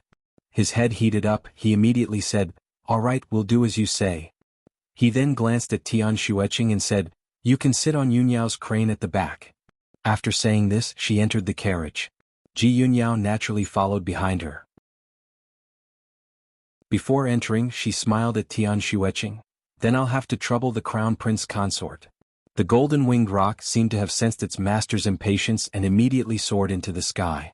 The huge wings flapped violently, causing Tian Xueqing's clothes to flutter wildly. She staggered 2 steps back, and the golden-winged great pung flew away in the blink of an eye. She was abandoned by him again. As long as there was someone else, she would always be the one left behind. Tian Xueqing looked in the direction in which the great roc flew off, and then lowered her head to look at her pale and thin wrist. There was a deep scar on it and the wound had just scabbed over. It looked a little hideous. She stared at the wound in a daze, somewhat lost in thought. Ji Yunyao's leg was only bruised, but she couldn't sit on the red-crowned crane. What about her? With her current physical condition, could she even sit on it? Chapter 961. Tian Xueqing laughed bitterly in her heart. She lowered her eyes and was about to put down her sleeves. Hey, what happened to your wrist? A voice suddenly sounded from behind her. She quickly took 2 steps to the side and looked at the handsome and childish young man behind her. She pursed her lips and said, "It's nothing." Then she turned around and walked towards the red-crowned crane. She had to rush back within 2 days or else Ji Yunhuang would faint. The continuous blood loss made her dizzy, and her steps were slightly unstable. Your face is too pale. This is a symptom of excessive blood loss. Helian Xiao was a warm-hearted young man. He looked at Tian Xueqing and frowned. Why did you cut your wrist to commit suicide? There were many ways to seek death in this world, especially in this continent where psychokinesis was common. It was extremely easy for a person to seek death. No one would choose to cut their wrist, which was a traditional and painful way of seeking death. Therefore Helian Xiao looked at the cut on her wrist and felt that it was very strange. I didn't commit suicide. Tian Xueqing's eyebrows jumped. Then what happened to your wrist? It can't be someone else who cut it, right? I think you cut yourself. Helian Xiao dealt with weapons every day, so he was very familiar with all kinds of wounds. He could tell by looking at the length and depth of the wound on her wrist. Moreover, you used a short blade to cut yourself. Looking at the shape of your wound, it should have cut your artery. Tian Xueqing didn't want to explain to him and didn't want to pay attention to him. She said, "It has nothing to do with you." She walked in front of the red-crowned crane and wanted to jump on it. This was obviously not an ordinary red-crowned crane. It was twice the size of a normal red-crowned crane. It probably didn't recognize Tian Xueqing. When it saw Tian Xueqing landing on its body, it let out a long cry and subconsciously dodged to the side. It even pecked at Tian Xueqing at lightning speed. Tian Xueqing dodged. She didn't know if it was because she had lost too much blood, but her movements were much slower than before. Seeing that she couldn't avoid the red-crowned crane's huge mouth, she steeled her heart and raised her arm to block. Damn it. Fortunately, Helian Xiao saw that the situation was bad and acted in time. He sent a palm towards the red-crowned crane's huge mouth. His kung fu was very high and he did not want the beast to hurt people, so his attack was very heavy. The red-crowned crane cried out in pain and flew out horizontally. After the red-crowned crane flew out, it rolled on the ground before barely jumping back up. Blood flowed out of its huge mouth, and it opened its mouth to let out a mournful cry. It didn't dare to stay any longer and didn't care about Tian Xueqing anymore. It flapped its wings and flew away. Tian Xueqing, her face was pale as she looked at Helian Xiao. You.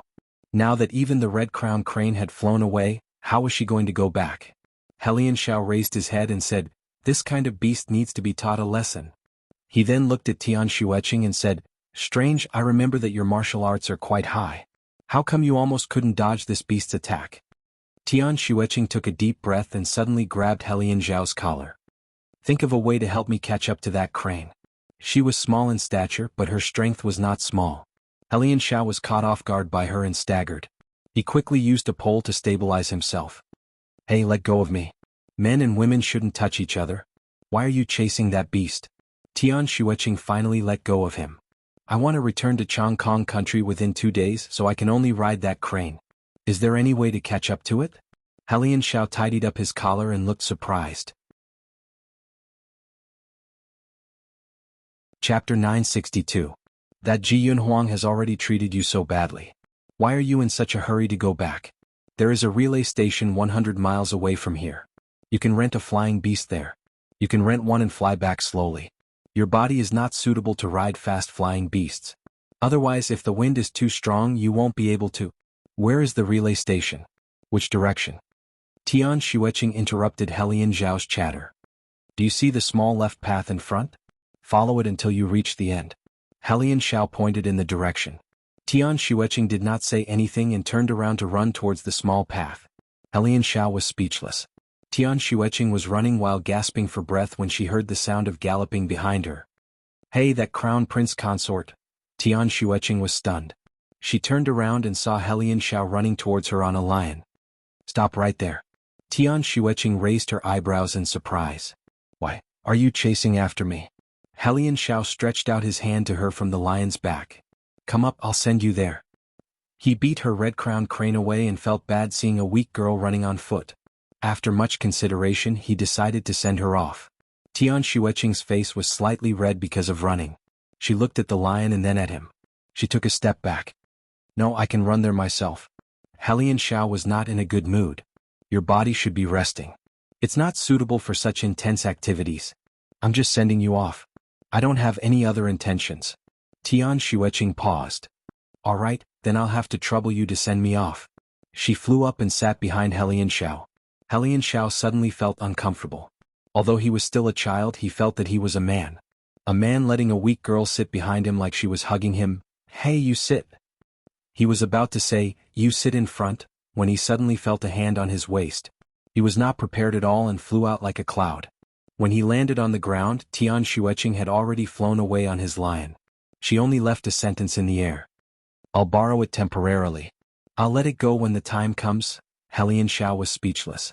He did not expect Tian Xueqing, who looked so delicate and timid, to have such a valiant side. He was stunned for a moment, and by the time he reacted, Tian Xueqing was already far away. He couldn't help but smile bitterly. In fact, he only needed to whistle once and the lion would run back. But in that case, this crown prince consort probably wouldn't be willing to ride it, right? Forget it. His lion knew the way anyway. This crown prince consort would probably release his lion once they reached the relay station. The carriage on the back of the golden-winged giant eagle was specially made. Ji Yunhuang sat in the carriage without any expression on his handsome face. His eyes were slightly lowered and no one knew what he was thinking about. Big brother crown prince. Ji Yunyao squeezed into the same carriage as him. That familiar feeling of happiness welled up, and her heart was filled with joy. I'm tired, don't talk. Ji Yunhuang closed his eyes. All right. Ji Yunyao obediently agreed. After a moment, she comforted him as if she was afraid that he would be worried. Big brother crown prince doesn't need to worry about imperial father's illness. When I came here, I heard the empress say that imperial father's spirit is quite good. He only caught a slight cold. There's no need to worry. She looked outside the carriage window again. The clouds were rapidly retreating. It was obvious that the golden-winged giant eagle was flying at an extremely fast speed. Chapter 963. Brother, tell the rock to slow down. There's no need to rush. She only wanted to be alone with Ji Yunhuang. Every second counted. This time Ji Yunhuang was surprisingly easy to talk to. He whistled and sure enough the great Peng's flying speed slowed down. Ji Yunyao was delighted. It turned out that brother crown prince still treated her so well. Without that woman by his side, he finally returned to being the brother crown prince she was familiar with. Although Ji Yunhuang did not say anything and did not even look at her, she felt that as long as she could stay by his side, she would be the happiest.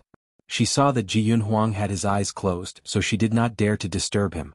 She leaned against the window and looked at the scenery outside. While she was looking, she suddenly saw a familiar figure catching up from behind. It was her red-crowned crane. How did it catch up with that woman on its back so quickly? Ji Yunyao was slightly displeased, but when she took a closer look, she was stunned for a moment and let out a small sound of surprise. The red-crowned crane flew over on its own. How could there be a person on its back? Where was the crown princess? Did she fall down? When the red-crowned crane caught up with the rock, it finally saw its master and let out a long cry of grievance. Ji Yunyao's heart sank. She wanted to stop the crane but it was too late. She could not help but look at Ji Yunhuang. Ji Yunhuang opened his eyes and casually looked out of the window. He saw the crane and his golden-winged rock flying side by side. There was nothing on the crane's back. His expression changed slightly and he suddenly straightened his body. Where is Tian Xueqing? Ji Yunyao was tongue-tied. I don't know. I only told Bai to carry the crown princess. Ji Yunhuang looked at her with a sharp gaze. Did you do something to the crane? No. Ji Yunyao quickly denied. However, she was not confident. She did tell her red-crowned crane to teach that woman a lesson. Her gaze suddenly fell on her crane. Bai is injured. Who attacked it? Damn it. Who bullied my Bai? She obviously felt sorry for her red-crowned crane more than the crown princess. Ji Yunhuang coldly said, Ask it where the crown princess is. Do you still need to ask? Someone must have attacked her. What did that woman do? You actually summoned the enemy and caused my Bai to be injured as well. Ji Yunyao complained. Ji Yunhuang ignored her and suddenly whistled. The golden-winged great peng that was in the middle of flying made a turn and flew back. Ji Yunyao was shocked. Brother, you want to go back and look for her? If she had fallen from the sky, she would have died a long time ago. It would be useless even if you found her. He might as well instruct his men to search for her body along the way. Let's hurry back to the city. Father is still waiting for us. It's good that that woman fell to her death.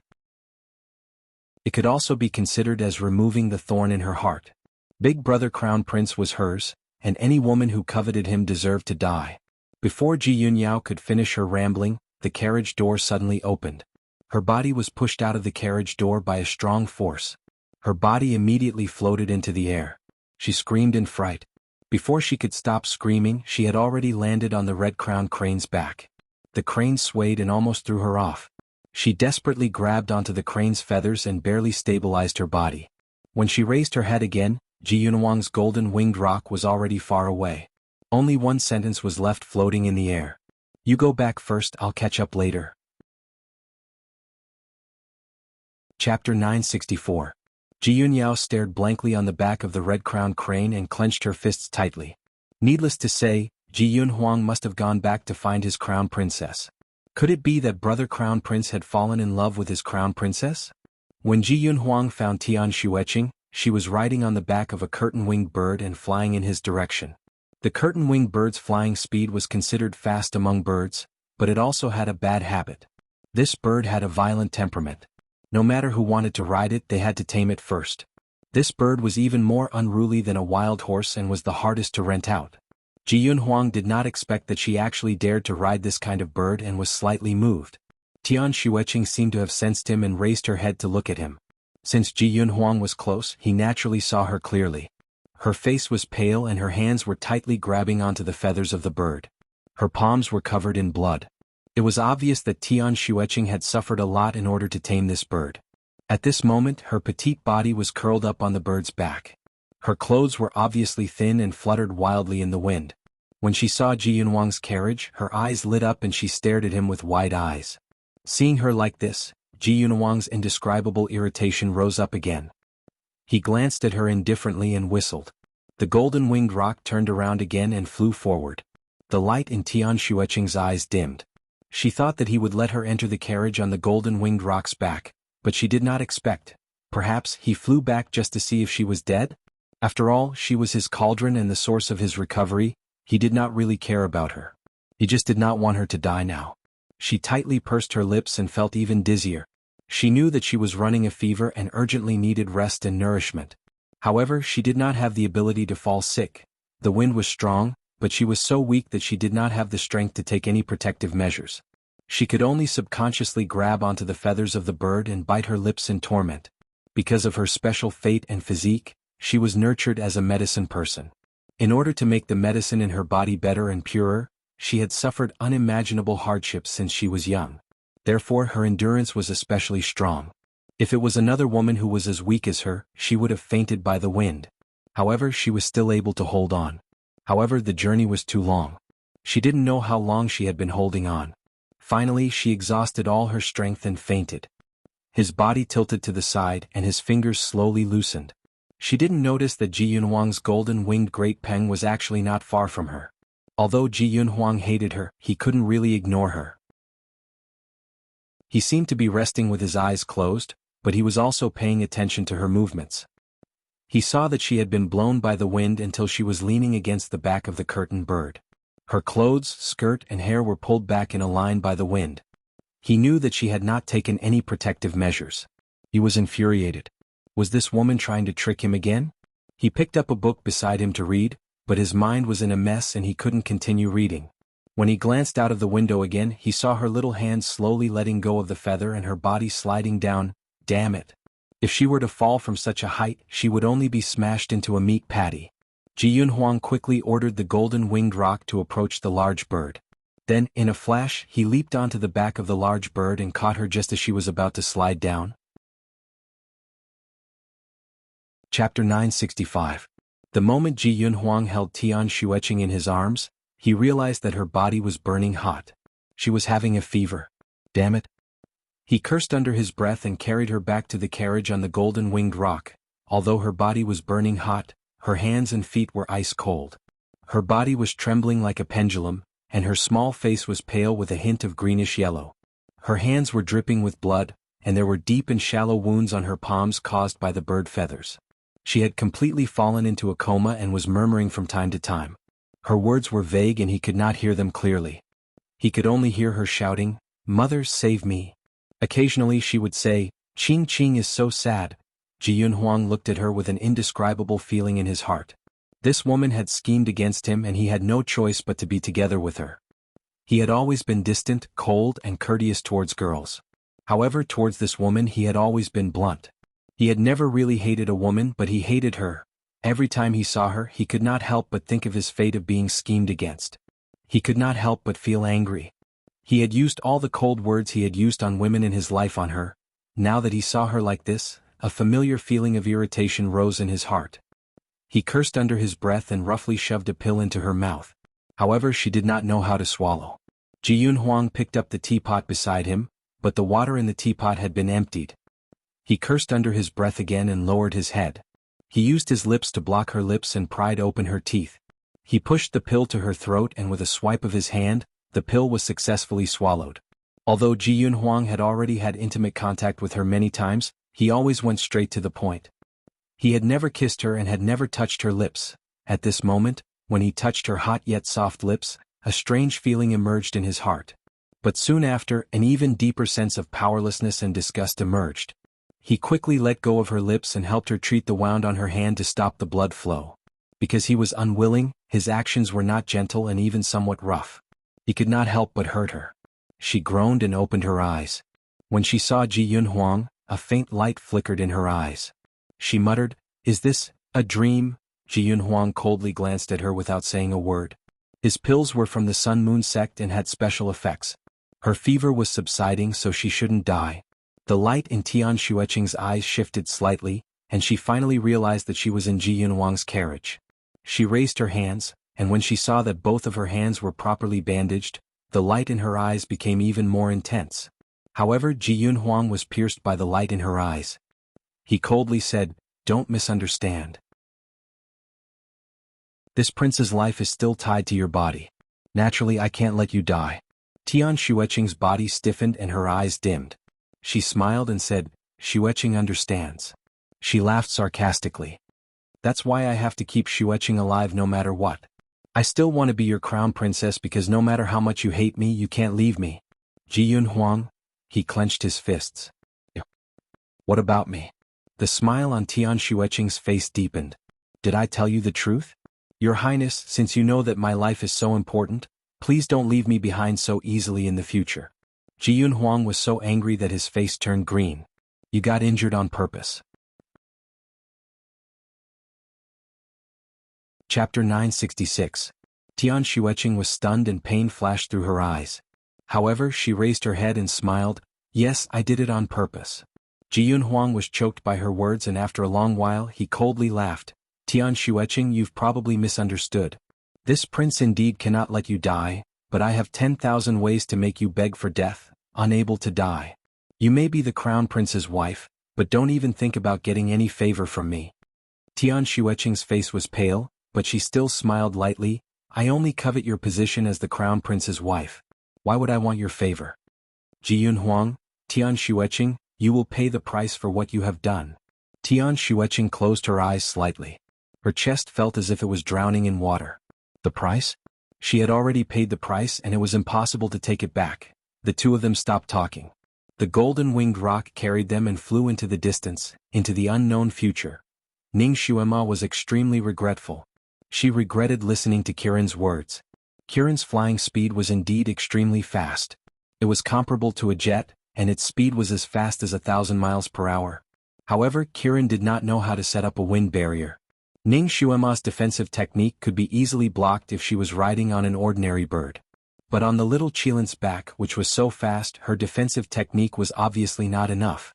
One could imagine the feeling of flying on a plane without a cabin. The oncoming hurricane could almost cut a person into pieces. Fortunately, Ning Xuema's clothes were specially made and were imbued with the ancestors' psychokinesis, so they wouldn't be torn or blown away by the wind. Otherwise, this hurricane would definitely rip her clothes apart and make her run around naked.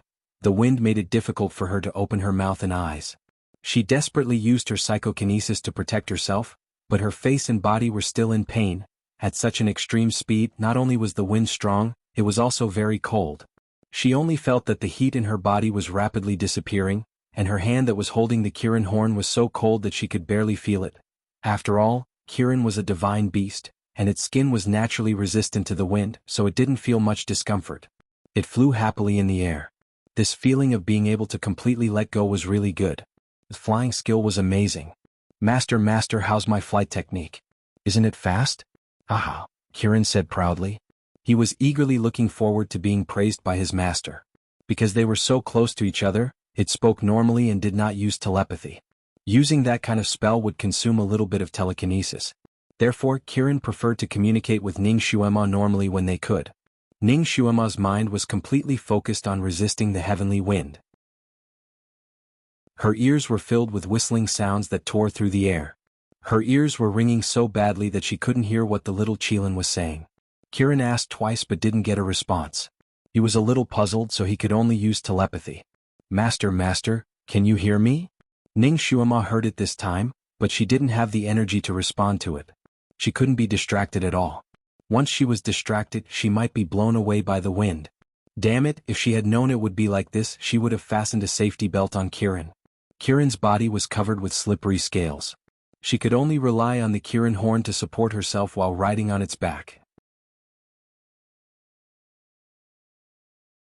Chapter 967. Ning Xuema's wrist felt like it was going to break, but she didn't dare to relax.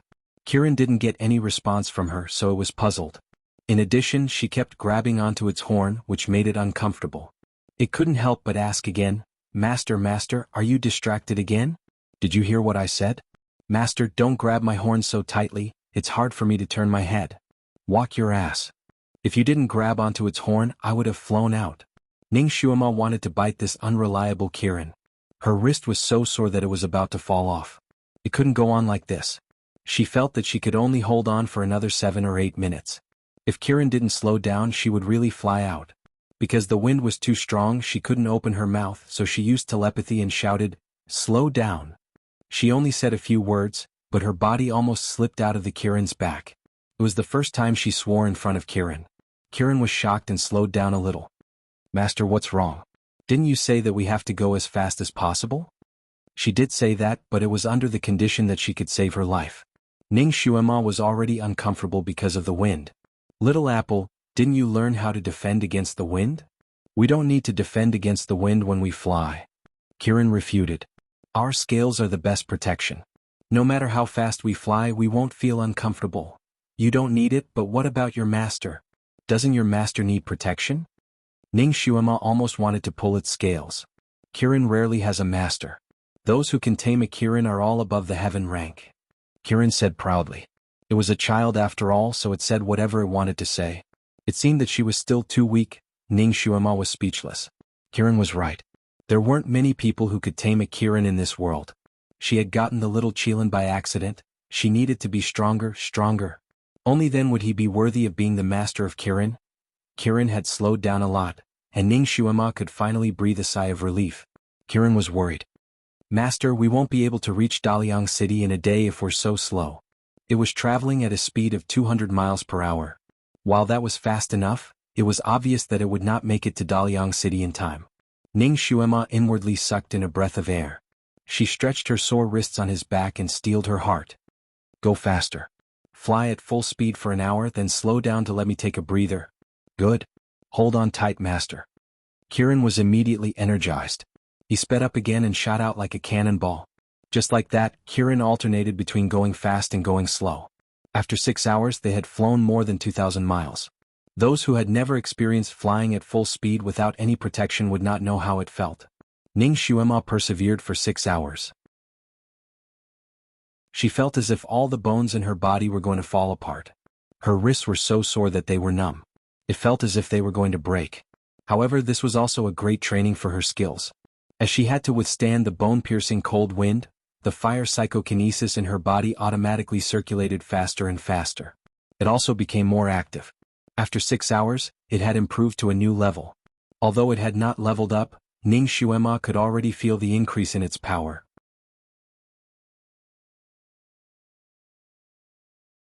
Chapter 968. Sure enough, Kung Fu improved the fastest during hardships. During another round of rapid flight, Ning Xuema also deliberately used her fire psychokinesis to make it flow in her body like a small stream. Wherever it passed, her skin was no longer so stiff and cold. While she was doing this, she suddenly felt a faint pain in her lower abdomen. It was so cold that she felt uncomfortable. Almost subconsciously, she used her fire psychokinesis to move to her lower abdomen. After she used it, she suddenly woke up. Oh no! Her lower abdomen could swallow her psychokinesis.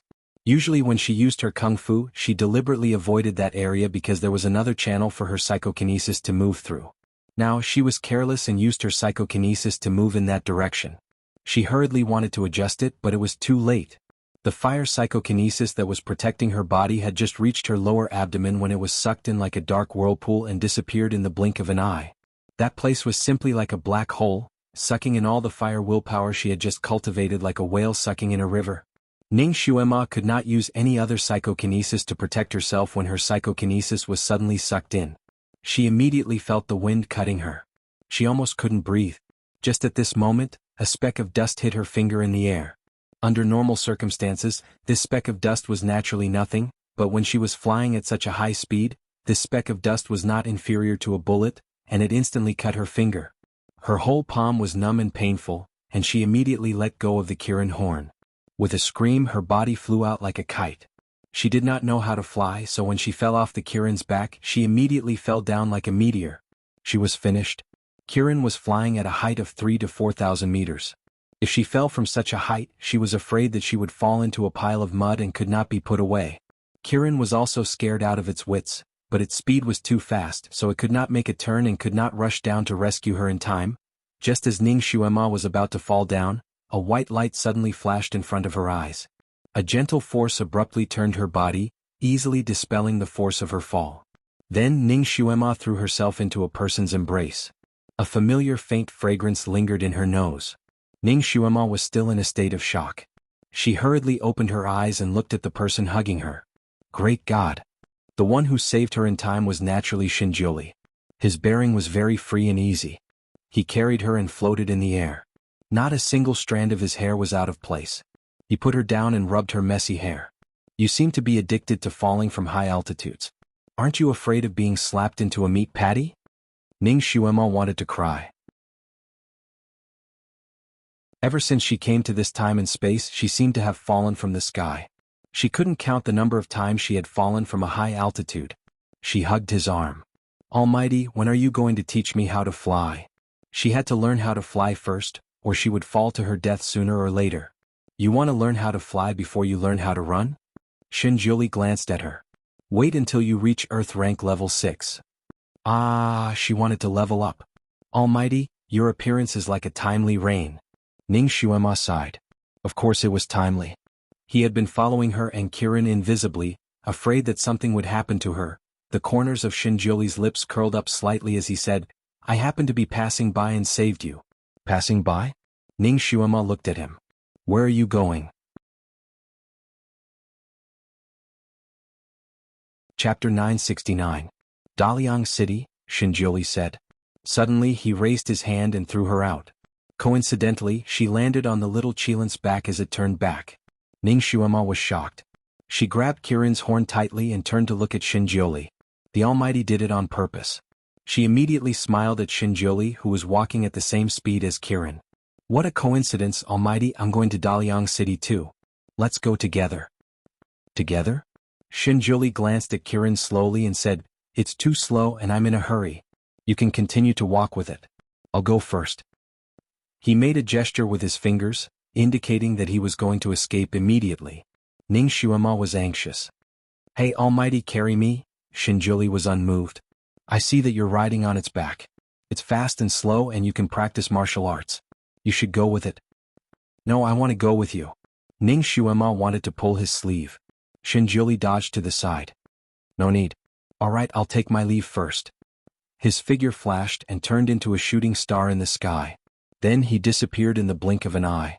Ning Xuema was speechless. Was the Almighty jealous of Kirin? Wasn't he, too vengeful? Kirin was excited. Master, should we go after him? Go after him? It would be strange if they could catch up with him. Ning Xuema let Kirin fly forward and shouted, Almighty, bring me with you. I'll count to 10. If you don't come back, I'll jump. 1. Kirin was shocked. Master, you can't jump. You'll fall to your death. Ning Xuema said, 2. Master, don't do anything stupid. He has already flown far away. He can't hear us. 3. Master, we can just walk a little slower. There's no need to be angry with him. 4. No matter what Kirin said, Ning Xuema continued to count the numbers loudly. Finally, she counted to 10. The sky was filled with clouds and mist. Where was Xinjiuli's shadow? He didn't even come back. The little Qilin hastily said, Didn't I say so? He's already far away. He won't be able to hear. Before it could finish its sentence, it suddenly felt the weight on its back lighten. Ning Xuema had really jumped down. Ah, master! The little Qilin shouted. Fortunately, it was flying slowly this time, so its forward inertia was not so strong. Fortunately, it was able to turn around in time. Kirin was about to dive down when it saw Xinjiuli appear not far away. He raised his hand and caught its falling master in his arms. Kirin felt its little heart was about to jump out of its body because of its master. Well, Master won. Dizun really didn't go far. Master is too fierce. She dared to gamble. If Dizun didn't come back, wouldn't she really fall to her death? Xinjiuli pulled her into his arms, his face also unkind. Are you looking for death? Fortunately, he came back. Fortunately, he also didn't go far. Otherwise, he would have to summon her spirit. Ning Xuema wrapped her arms around his neck, smiling. I knew you couldn't bear to part with me. I knew you would come back. What if I didn't come back? Xinjiuli's tone was very unpleasant. No, you will come back. Ning Xuema was full of confidence. Her move seemed reckless, but in fact she was 99% sure it would work.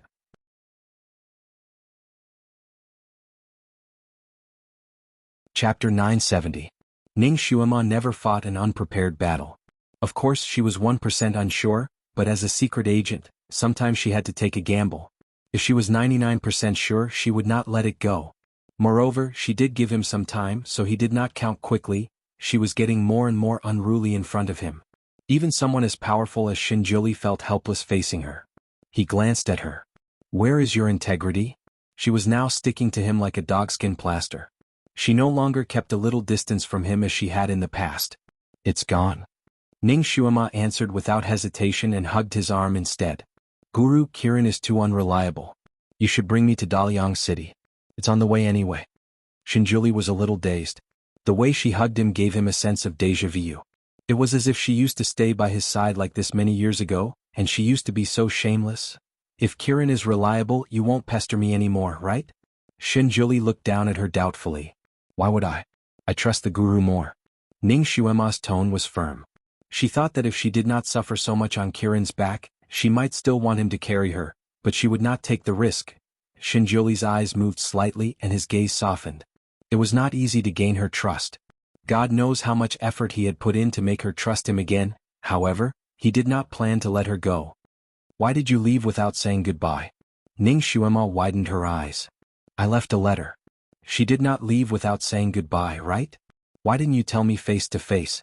Xinjiuli asked in a different way. You were practicing martial arts at that time, and my matter was very urgent. I did not want to disturb you as I was afraid that you would go crazy. Ning Xuema explained. So that was the reason. Xinjiuli's faintly unhappy heart finally flew away. He looked at her hair that was blown around like a madwoman by the wind, and then looked at her small hand that was cut by the wind. He sighed softly, pulled her down, and placed her on the cloud under his feet.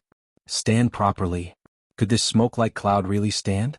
Ning Xuema was very suspicious of this. She subconsciously grabbed a corner of his sleeve. You won't fall, will you? With me here, what are you afraid of? Xinjiuli simply pulled out his sleeve and glanced at her appearance with disdain. You're as dirty as a beggar now. How can you be my disciple like this? Ning Xuema stood on his cloud for a moment, trembling in fear. Although the cloud was soft, it felt very firm under her feet. It seemed that he had used a spell to condense it. She was finally relieved. She used her hands to tidy up her messy hair. I'm at most messy, not dirty. Her hand was caught by Xinjiuli. He took out a bottle of ointment from nowhere and applied it on the wound on her hand. The ointment was a little like alcohol. Although it was cool, it was also a little stinging. It hurts, it hurts, it hurts. Ning Xuema shouted unceremoniously. She hurriedly pulled her hand back. But how could she pull her hand back when he was holding it? If you know it hurts, don't take risks. I can't always save you in time. Shen Jiuli unceremoniously applied another layer of ointment on her wound. He was a little angry at her recklessness.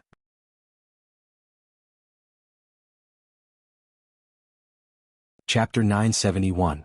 I didn't take any risks. I only did it because I was confident, Ning Xuemo retorted. I didn't mean that you jumped down on purpose. You didn't know that I was beside you just now. How did you fall down from Kylan's back? Shen Jiuli was scared when he thought about it. This girl's little life seemed to be hanging on a thin line, and she could lose it at any time.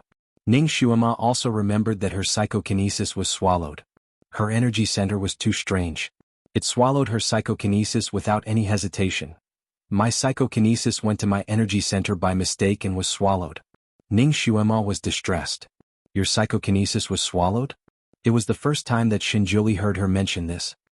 He raised his eyebrows and looked at her. What do you mean? My body's dantian is a little strange. The moment the psychokinesis that I cultivate reaches this place, it will be swallowed up. Usually, when I cultivate, I will go around this place and find another channel. Great God, tell me what's wrong with my dantian. Is there a little monster that specializes in absorbing psychokinesis? Shen Jiuli's eyes flashed slightly. He raised his hand and held her wrist. Take my psychokinesis to your energy center. He passed his psychokinesis through her wrist. Ning Xuema was still a little worried. Guru, if your psychokinesis is swallowed, will we fall from this cloud again? If we fall, I'll be your scapegoat. What are you afraid of? Shen Jiuli said bluntly. Quickly. Ning Xuema had to use her psychokinesis and carefully move Shen Jiuli's psychokinesis toward her energy center. A moment later, her and his psychokinesis made a circle in his dantian and passed through safely. Passed. It was not swallowed. There were no signs of being swallowed at all. There was nothing unusual in her energy center. The black hole-like existence seemed to have disappeared into thin air. How could it be? Could it be that her energy center was also a bully? Were they afraid of the Almighty's telekinesis? You don't dare to do anything funny anymore? Ning Xuema couldn't figure it out. Unwilling to give up, she took the Almighty's psychokinesis and circled around her dantian a few times. Her dantian didn't move at all. In the end, she gave up and stopped. She couldn't help but explain to him, Great God, I really didn't lie to you.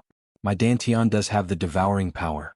I've tested it many times and it works every time. There has never been an accident. When Crown Prince Jiyun Huang was treating my injuries, he had also detected it and almost swallowed his psychokinesis. Shen Jiuli retracted his hand and looked at her. His eyes flickered slightly, but he did not say anything. Did he still think that he was lying?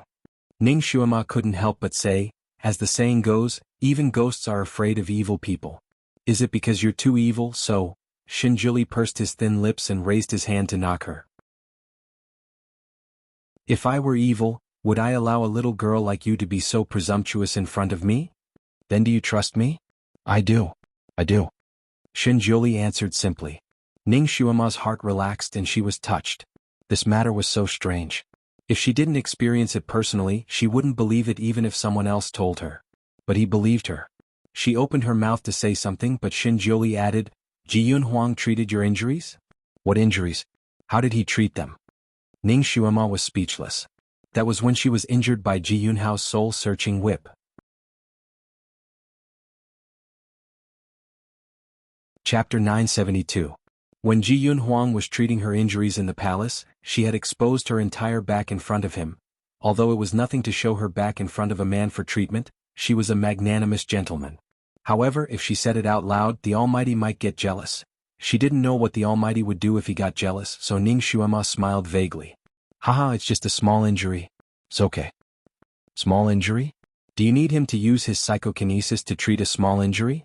When his psychokinesis entered your energy center, it should be to push your blood through the palace. When his psychokinesis passed through your energy center, he was able to stop it in time when it was being devoured. This proves that his psychokinesis entered through the Tianshu acupoint on your back. You should be injured on your back at that time. Shen Jiuli deduced step by step and said it almost exactly. Ning Xuema was speechless. The Almighty's deductive ability was too abnormal. He said it as if he had seen it himself. Shinjuli's palm landed on her back and he squinted his eyes slightly. "You saw your back?" His voice was cold and eerie and Ning Xuema felt goosebumps all over her body. She laughed again. "Almighty, it was an emergency at that time so I just let him see a little bit. Well, in our era it was actually quite normal for a woman to show her back. There were backless outfits inside the gown and no one cared about it." Her explanation was worse than not explaining at all. Shinjuli's expression became even worse. "You've worn backless outfits before? How many people have you shown it to?" Of course she had worn it before. As a qualified agent, in order to get the information she wanted, she would naturally attend all kinds of banquets. She had even pretended to be a prostitute to socialize with others. Not to mention her backless, even her cleavage was exposed before. However, she definitely couldn't let the Almighty know about this, so Ning Xuema immediately shook her head firmly. "No." Shinjuli looked into her eyes. "You really didn't?" "I really didn't." Ning Xuema vowed solemnly. Sometimes lying was a common thing for her. Shinjuli finally stopped pursuing her. He took out a comb and combed her messy hair. "You don't dare to lie to me." Ning Xuema coughed secretly. A white lie that didn't affect the overall situation shouldn't count as cheating, right? "Guru, since you already knew that Yan Ziyuan was crazy enough to save Yifeng, you should know that she still has feelings for Yifeng. Now that she suddenly got married, there must be something fishy about it, but you didn't say anything." Ning Xuema began to change the topic and settle accounts with him. "No matter what, it has nothing to do with me." Shinjuli's voice was still indifferent. "That's right, how could she forget that the Almighty wasn't a busybody? Guru Yan Ziyuan and Yifeng are both my friends. I don't want them to regret it for the rest of their lives, so I must investigate this matter thoroughly.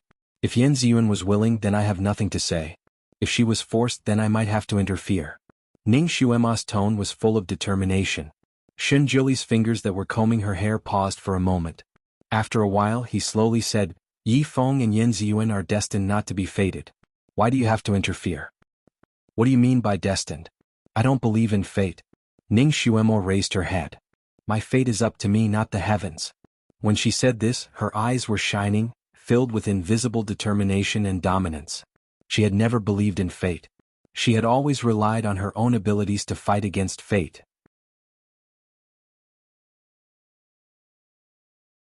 Chapter 973. Maybe 30% of it was fate, but 70% of it depended on her own efforts. If she didn't fight for it, she would never get what she wanted. She wasn't someone who would go with the flow and submit to fate. Shinjuli let out a rare laugh. "Good, you're ambitious." Ning Xuema had never heard him laugh before, so she couldn't help but look back.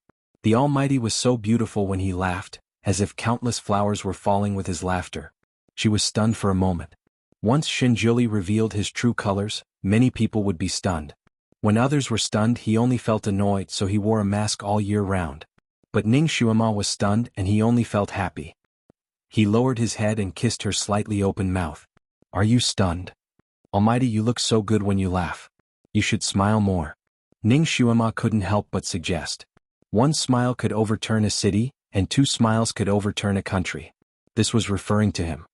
"In your eyes, I'm beautiful?" Shinjuli remained calm. Ning Xuema nodded generously and praised him generously. "Beautiful. Then, compared to that Stallone?"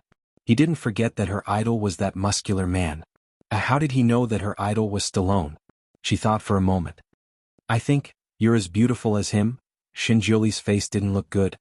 He had seen Stallone's appearance in her illusion, and in his eyes, he was a boorish man. Shinjuli's appearance was far better than Stallone's. This little girl was good at everything, but her sense of beauty was a bit strange. He was too lazy to argue with her. At least in her heart, he was comparable to her idol, which was a big improvement. He quickly combed her messy hair and used a cleansing spell on her body. Then he helped her tidy up her messy dress. Thus, Ning Xuema once again became beautiful and was no longer in a sorry state. Ning Xuema took the mirror that the Almighty handed to her and looked at herself. She nodded in satisfaction. The Almighty was so skillful with his hands. The way he styled her hair was simply too beautiful. She looked beautiful and playful, which was in line with her usual style. Was the Almighty's ability to comb his hair innate? He didn't look like a novice. There seemed to be a messy image flashing through her mind. "Supreme Divinity, can you help me comb my hair?" "No. You're so capable." You'll be able to learn it quickly. Help me comb it. Are you my maid or am I your servant? Of course I'm your maidservant. But if your maidservant goes out with a messy hairstyle, won't it be embarrassing for you? An inexplicable conversation that seemed to have crossed thousands of cliffs and tens of thousands of ravines, traversed mountains and waded through rivers to arrive at Ning Xuema's mind. She couldn't help but be startled. She frowned and was about to think carefully, but the voice disappeared in her mind again. She couldn't find it. Xinjiuli pressed her shoulder. What are you daydreaming about again? Ning Xuema turned around and hugged his hand. She blurted out, Almighty, did we know each other before? Why do you ask? Xinjiuli turned her around and combed her bangs. I don't know why, but I feel that we used to know each other before. She couldn't help but think of Baoyu's words to Daiyu and dream of the Red Chamber. I've seen this sister before. She was also embarrassed. She was from the modern era, so how could she have known the Almighty before? Chapter 974. This thought of hers was rather nonsensical. So after Ning Xuema casually asked this question, she threw this thought to the back of her mind. Xinjiuli's expression changed slightly. After seeing her grow up, he also had an inexplicable sense of familiarity. Was this fate? Or was it a coincidence? He didn't say anything, so Ning Xuema didn't ask any more. She occasionally turned her head and saw the white cloud beside her fly past her like a whirlwind. In the blink of an eye, it was far behind her. God, this speed. It was much faster than Kirin's top speed. The Almighty was indeed the Almighty. He chatted with her and even did her hair for her. He could even do it so quickly. What was even rarer was that she couldn't feel any wind or even any vibration. She almost suspected that if she put a cup of water on the cloud, it wouldn't spill out. She looked around again and didn't see Kirin's shadow. He must have been left far behind by the Almighty. This kind of ability was indeed a little abnormal. No wonder he could surpass everyone. He really had the ability. Great God, when will I be able to cultivate to the same level as you? Ning Xuema felt envious. Work hard. Xinjiuli hugged her as they sat on the cloud and watched the clouds move. At least cultivate to Earth rank level 8 as soon as possible. He added this sentence in his heart. He didn't want to think about his previous life. He only wanted to grasp the present. He only wanted to hold her in his arms. Ning Xuema was faintly sleepy in his arms. She really didn't have much time to rest recently. Sleep if you're sleepy. I'll wake you up when we arrive. Xinjiuli's fingers played with her eyelashes. Oh. It was rare for her to be so obedient. She arched in his arms and fell asleep without worry. The red wedding dress was neatly folded on the spring stool. There was a phoenix coronet on it. The coronet was inlaid with various gems that sparkled brightly. Yan Ziyuan sat in front of the dressing table and looked at the reflection in the mirror. She was lost in thought. Miss, this is the wedding dress that Master sent 100 top embroiderers to prepare for you. Do you like it? The little maid beside her was full of joy. Do you like it? Yan Ziyuan raised her hand to touch the fabric of the wedding dress. The smooth fabric was as soft as water in her palm. She should like it, right? She was finally going to marry the man she liked. How could she not like it? She had been looking forward to this day even in her dreams. Tomorrow she would be able to wear this phoenix coronet and robe and become the bride of her beloved. She should be very happy, but she felt like she had lost something in her heart, and she was a little distracted. As the day of the wedding approached, she was even a little scared and had a desire to escape. Miss, you seem a little unhappy?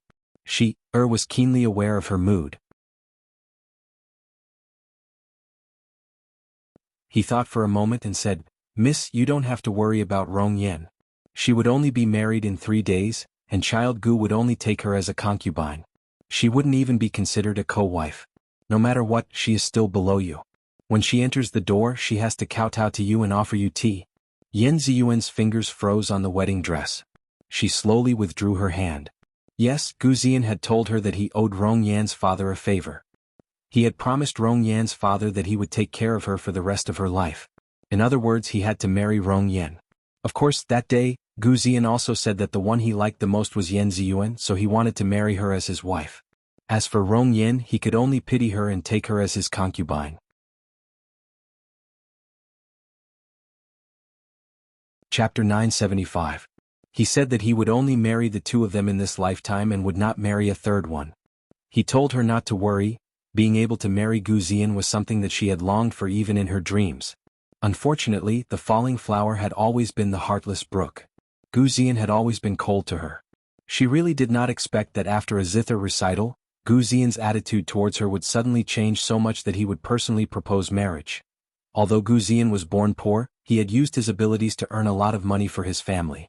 Although proposing marriage to the daughter of the city's governor was out of his league, it would not be a disgrace to her. Not to mention that Yan Ziyuan was very willing, so City Lord Yan agreed without hesitation. The marriage was set. After Yan Ziyuan agreed, Gu Ziyan seemed to be afraid that she would change her mind and sent people to set the wedding date. From the proposal to the wedding, there was only half a month's time. Yan Ziyuan really felt that it was a bit rushed, but since she was marrying her sweetheart, it did not matter how rushed it was. In this half a month, Daliang City was full of joy. Everyone knew that the governor's beloved daughter was about to get married. The Yan residence was unusually busy. Yan Ziyuan was dragged by people every day to either get her clothes measured or try on various accessories. She was so busy that she did not have any free time. However, in the midst of the joy, she was always a little distracted. She always felt like she had forgotten something and would occasionally feel inexplicably anxious and depressed. She had also asked her wet nurse for advice. Her wet nurse told her that this was a normal emotion for a girl before marriage and that there was no need to take it to heart. She also felt that she probably minded that Gu Ziyan still wanted to take Rong Yan as a concubine, so she would occasionally feel uncomfortable. Forget it, being able to marry him was already a rare blessing for her. If he wanted to take another concubine, she could only endure it. At most, after marriage, she and that woman would mind their own business. Miss, that day on the ship, the only reason you were able to escape was all thanks to Child Gu's bravery. I heard that Child Gu was injured because of that incident. It can be seen that he still has you in his heart, so you don't have to mind that woman, Rong Yan. She chattered on. On a boat? Yan Ziyuan rubbed her forehead. Just as he was about to say something, the candlelight in the room suddenly dimmed and a figure appeared out of thin air. Jia was shocked. She opened her mouth and was about to shout, "Assassin!" But before she could even open her mouth, that person pointed at her out of thin air. Her vision turned black and she fell limply onto the chair and fainted. Yan Ziyuan was also shocked, but after seeing who it was she blurted out, "Shue shue." It was Ning Xuema. The great god's speed was very fast, and he arrived at Daliang City when the sky turned dark. Ning Xuema first asked around in the city, and all she heard was that Miss Yan was getting married. As expected, Yan Ziyuan was going to marry Gu Ziyan. Tomorrow was the day of their wedding. When the people in the city talked about the two of them, they were full of praises, saying that they were a match made in heaven. Ning Xuema had heard too many of these words in the past 2 hours. She did not manage to find out any valuable information. However, she heard from the people that they occasionally saw Miss Yan go out, and they saw that she was always beaming and very happy. From what the people said, Yan Ziyuan did not seem to be forced into this marriage. Xinjuli had been by her side the whole time. Of course, when he appeared, he was using the identity of Han Shanyue. He used a spell to blur his face so no one could see his face clearly.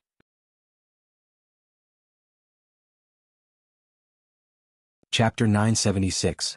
Of course, this did not include Ning Xuema. She could still see him very clearly. The Almighty was born with an aura that kept people away.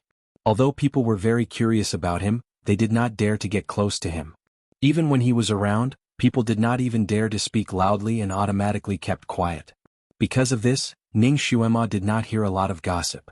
What she needed to hear the most now was gossip. Many truths were hidden in gossip. Therefore, after Ning Xuema wandered around the streets without any results, she decided to look for Yan Ziyuan directly. Only by looking at the person involved could she determine what went wrong. The Almighty's aura was too cold. Ning Xuema was afraid that he would startle Yan Ziyuan, so she asked the Almighty to hide himself temporarily and let her appear alone. At that time the Almighty seemed to be a little unhappy. She went to see her good friend but hid him as if he could not be seen. Ning Xuema probably sensed the Almighty's unhappiness, so she coaxed him, "Almighty, your aura is too strong. I'm afraid that any woman who sees you will go crazy." Ahem, even her best friends are no exception. Isn't there a saying, guard against fire, theft and best friends? What if my best friend falls in love with you too? I don't want to be stolen away. Her nonsense worked a lot on Xinjuli. He rubbed her head and smiled. What you mean is, have you fallen in love with me too? Don't worry, although there are many women who like me, you are the only one. After saying this, he left contentedly. After Ning Xuema entered Yan Ziyuan's house, she saw him sitting in the hall opposite. He rested his chin on his hand and looked like he was watching a show. Of course, he was invisible and only she could see him.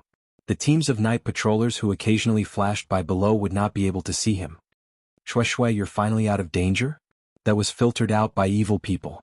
I've been very worried. Father also sent many soldiers out, but there has been no news. Was it Heavenly Master who saved you and brought you back? Yan Ziyuan pulled Ning Xuema's hand and chatted with her like a bamboo tube pouring beans. Her concern was evident in her words. Ning Xuema's heart sank. She had suspected that Yan Ziyuan had amnesia, but now it didn't seem like it. Was she really willing to marry Gu Ziyan? She congratulated Yan Ziyuan and briefly told her how she got out of her predicament. Of course, she emphasized Yi Feng. As she spoke, she secretly observed Yan Ziyuan's expression. When Yan Ziyuan heard Yi Feng's name, she frowned slightly and said, "So he's also out of danger." Then she didn't mention it again. Her expression was as if Yi Feng was just a normal person and her secret guard. She didn't seem to be particularly concerned about him and couldn't see any abnormalities. Back on the ship, Ning Xuema was detained by Shui Yilan. She couldn't see the situation outside, so she didn't know about the interaction between Yan Ziyuan and Yi Feng. She also didn't know about their subsequent development. When she was with Yan Ziyuan, she saw Yan Ziyuan's feelings for Gu Ziyan. Even a blind person could see that Yan Ziyuan liked Gu Ziyan. So at this moment, even after analyzing it in her heart, Ning Xuema didn't feel that there was anything strange about Yan Ziyuan marrying Gu Ziyan. She chatted with Yan Ziyuan for a while. After beating around the bush for a long time, she didn't find anything wrong. Instead, she found out some inside information about Yi Feng's visit to the Yan Manor 3 years ago.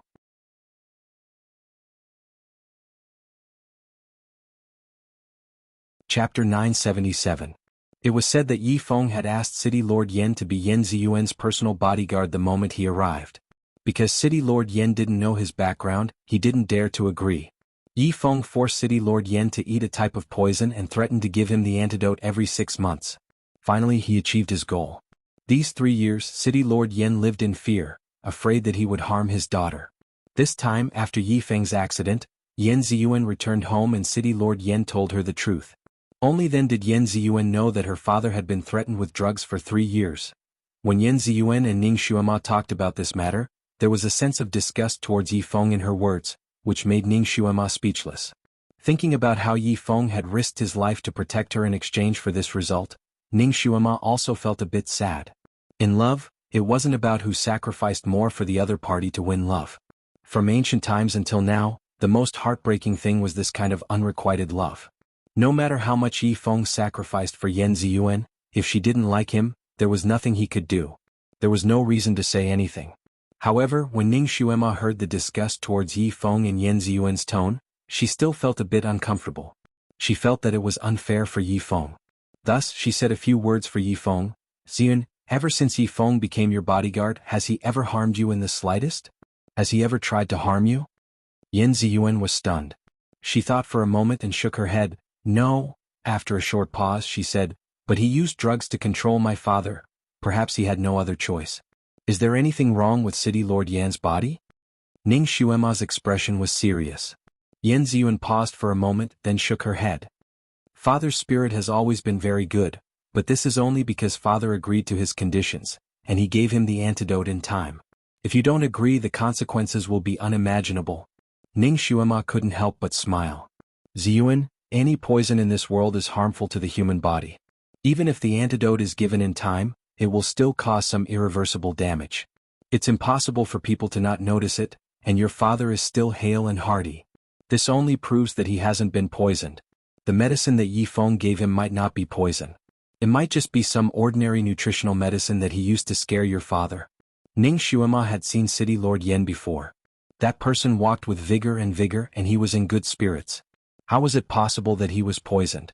Ning Xuema was a famous doctor after all, so she could tell. It didn't matter if Yan Ziyuan didn't love Yi Feng, but Ning Xuema didn't want Yan Ziyuan to continue misunderstanding Yi Feng. Yan Ziyuan was clearly shaken by this explanation. She stared blankly for a while before finally letting out a long sigh. "I hope so. I was worried about my father's antidote in half a year, but it seems that I don't have to worry about it anymore. But I don't understand. Why did Yi Feng do this? We didn't even know each other 3 years ago, so why did he scheme to become my personal hidden guard? Ning Xuema sighed. Because in your previous life, you were his younger sister. She originally wanted to say his sweetheart, but then she remembered that Yan Ziyuan was about to get married, and that it wouldn't be appropriate to talk about Yi Feng's deep love for her, so she changed her words at the last minute. Yan Ziyuan's eyes widened. What do you mean? Ning Xuema told her what she heard from Yi Feng about the entanglement between him and Yan Ziyuan in their previous life.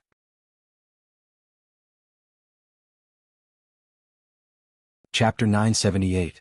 Ning Xuema told her what she had heard from Yi Feng about the entanglement between him and Yan Ziyuan in their previous lives. Yan Ziyuan looked as if she was listening to a heavenly book. After listening to Ning Xuema's words, she paused for a moment and her face turned slightly red. So I fell in love with Mr. Gu in my previous life. For him, I didn't hesitate to suffer the pain of having my legs separated. Ning Xuema. A woman in love is really scary. Her focus is always on her lover. What do you think of Yi Feng in your previous life? Ning Xuema asked what she wanted to know. Yan Ziyuan lowered her eyes slightly and muttered to herself for a moment. Then she said faintly, Yi Feng is a good brother. He has done enough for me at that time and I am grateful to him. However, the previous life is the previous life and this life is this life. In this life he and I are of different races. I only hope that he will not disturb me again. At this point, Ning Xuema had nothing else to say. She chatted with Yan Ziyuan for a while longer before she left. Before she left, Ning Xuema did not forget to unseal Shier's acupoints and return everything to normal. She flew out and met up with Shinjuli. How is it? Shinjuli pulled her to sit on the roof. Ning Xuema shook her head. She is willing. I can't see anything strange. Shinjuli's eyes flashed slightly. He held her hand and said, since that is the case you can let go. Let's go. Ning Xuema thought for a moment. Wait. She glanced at a dark corner and paused for a moment. Then she waved her hand in that direction. A moment later, a man in black who almost blended into the night appeared in front of Ning Xuema. Nimble movements and a handsome face. It was Yi Feng, whom she had not seen for several days. He was much thinner than before and his face was as pale as snow. He cupped his hands towards Ning Xuema and said, Thank you, Miss Ning. He knew that Ning Xuema had come for him. He had also heard the conversation between her and Yan Ziyuan in the room. Ning Xuema looked at him. Have you been by her side all this time? Yi Feng pursed his lips and did not answer. Ning Xuema couldn't help but sigh. Yi Feng, I think it's time for you to let go. Sometimes, letting go was a form of fulfillment, and it was also an expression of love. Otherwise, it would only cause more trouble for the other party. Yi Feng slightly lowered his eyes. I will let go after she obtains true happiness. His tone was firm but his voice was slightly trembling. He let go of his hands to fulfill her happiness, but who would fulfill his happiness? Ning Xuema saw him like this and felt a little sad. She couldn't bear to see him like this, so she pointed outside. Yi Feng, we haven't seen each other in a long time. Why don't you go out for a drink with me? That day, it was Yi Feng who helped her walk out of the shadow of her fear of water. Now she also wanted to talk to him. Yi Feng naturally understood her thoughts. He slightly shook his head. Xuema, thank you for your kindness but I can't go. Ning Xuema raised her eyebrows. Why?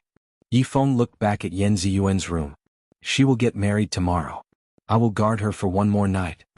After tonight he would silently leave. From now on the world would be his home. He would wander the world and never return to this sad place. He would only bless her from afar and would not cause her any more trouble. Ning Xuema heard him say this and did not want to force him. She sighed and was about to say goodbye when Shinjoli, who had been invisible, suddenly appeared and said lightly, There is something strange about this.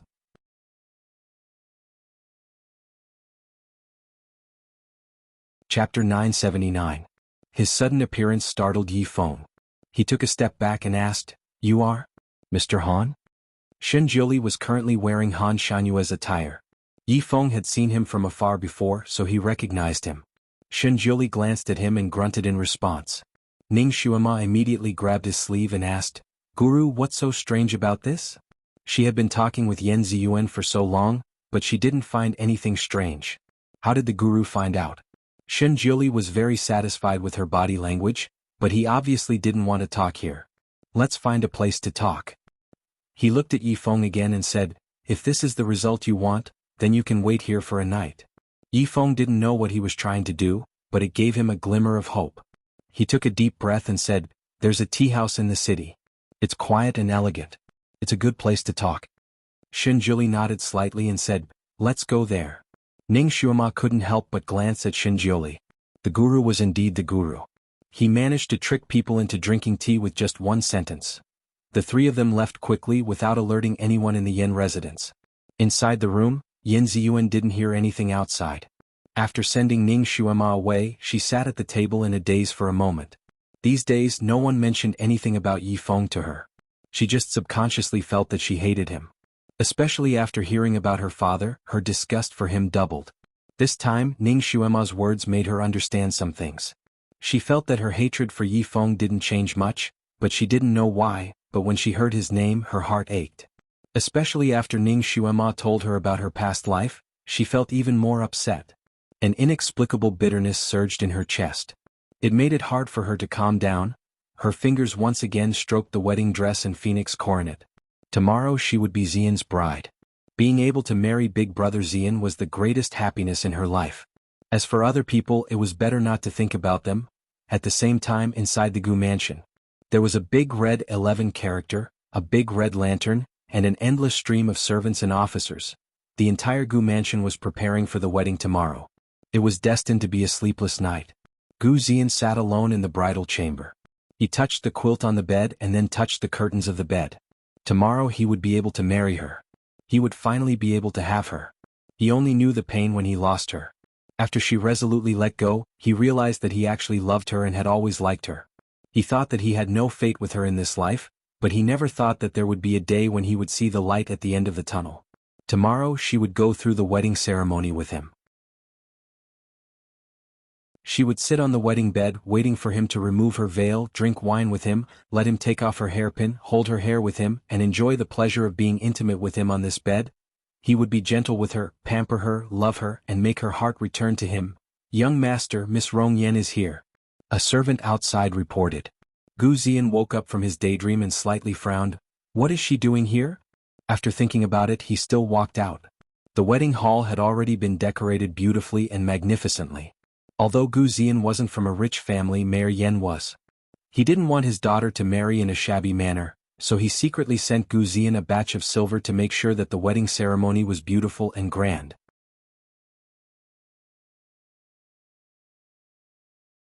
Chapter 980.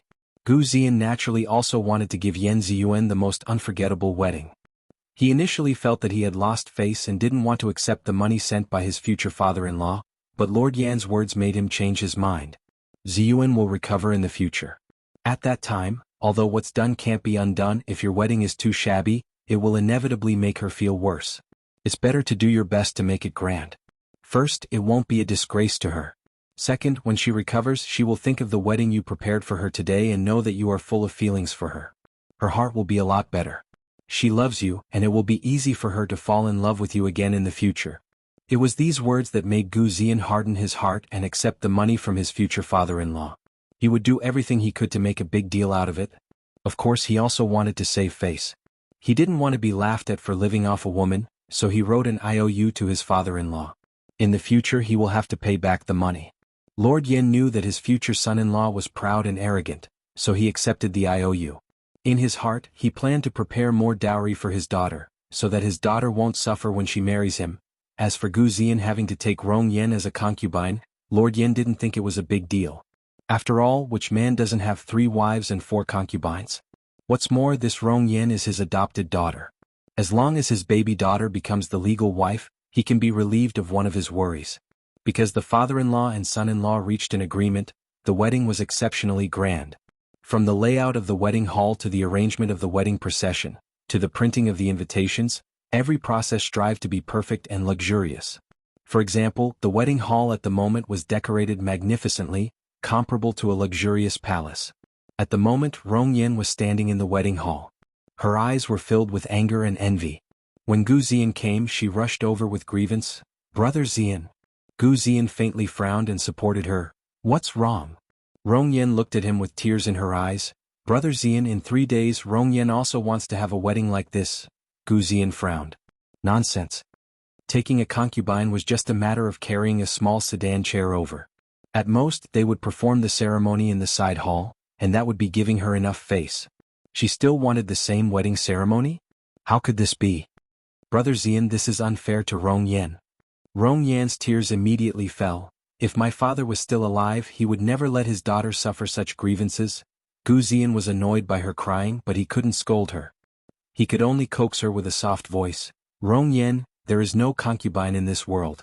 People will criticize you. In fact, the wedding is just a formality. The most important thing is the husband's love for you. After you marry me, I will spoil you as much as I spoil her. I won't let you suffer too much. But in 3 days Rong Yan will have to kneel down and offer tea to her. I'm not willing, it's just a kneel, that's all. Ziyuan is a woman with a strong sense of righteousness. She won't let you suffer too much and she won't embarrass you either. At most, you can kneel to her when you marry into the family. You don't have to do that in the future. You two are sisters and in the future, you should live in harmony with each other in the Gu residence. Rong Yan pulled his sleeve. Brother Xian, in the future, I want to be your co-wife. I don't want to be suppressed by her. At this time, Gu Xian only wanted to coax her away. We'll talk about this later. In short, in the future, I won't let you suffer.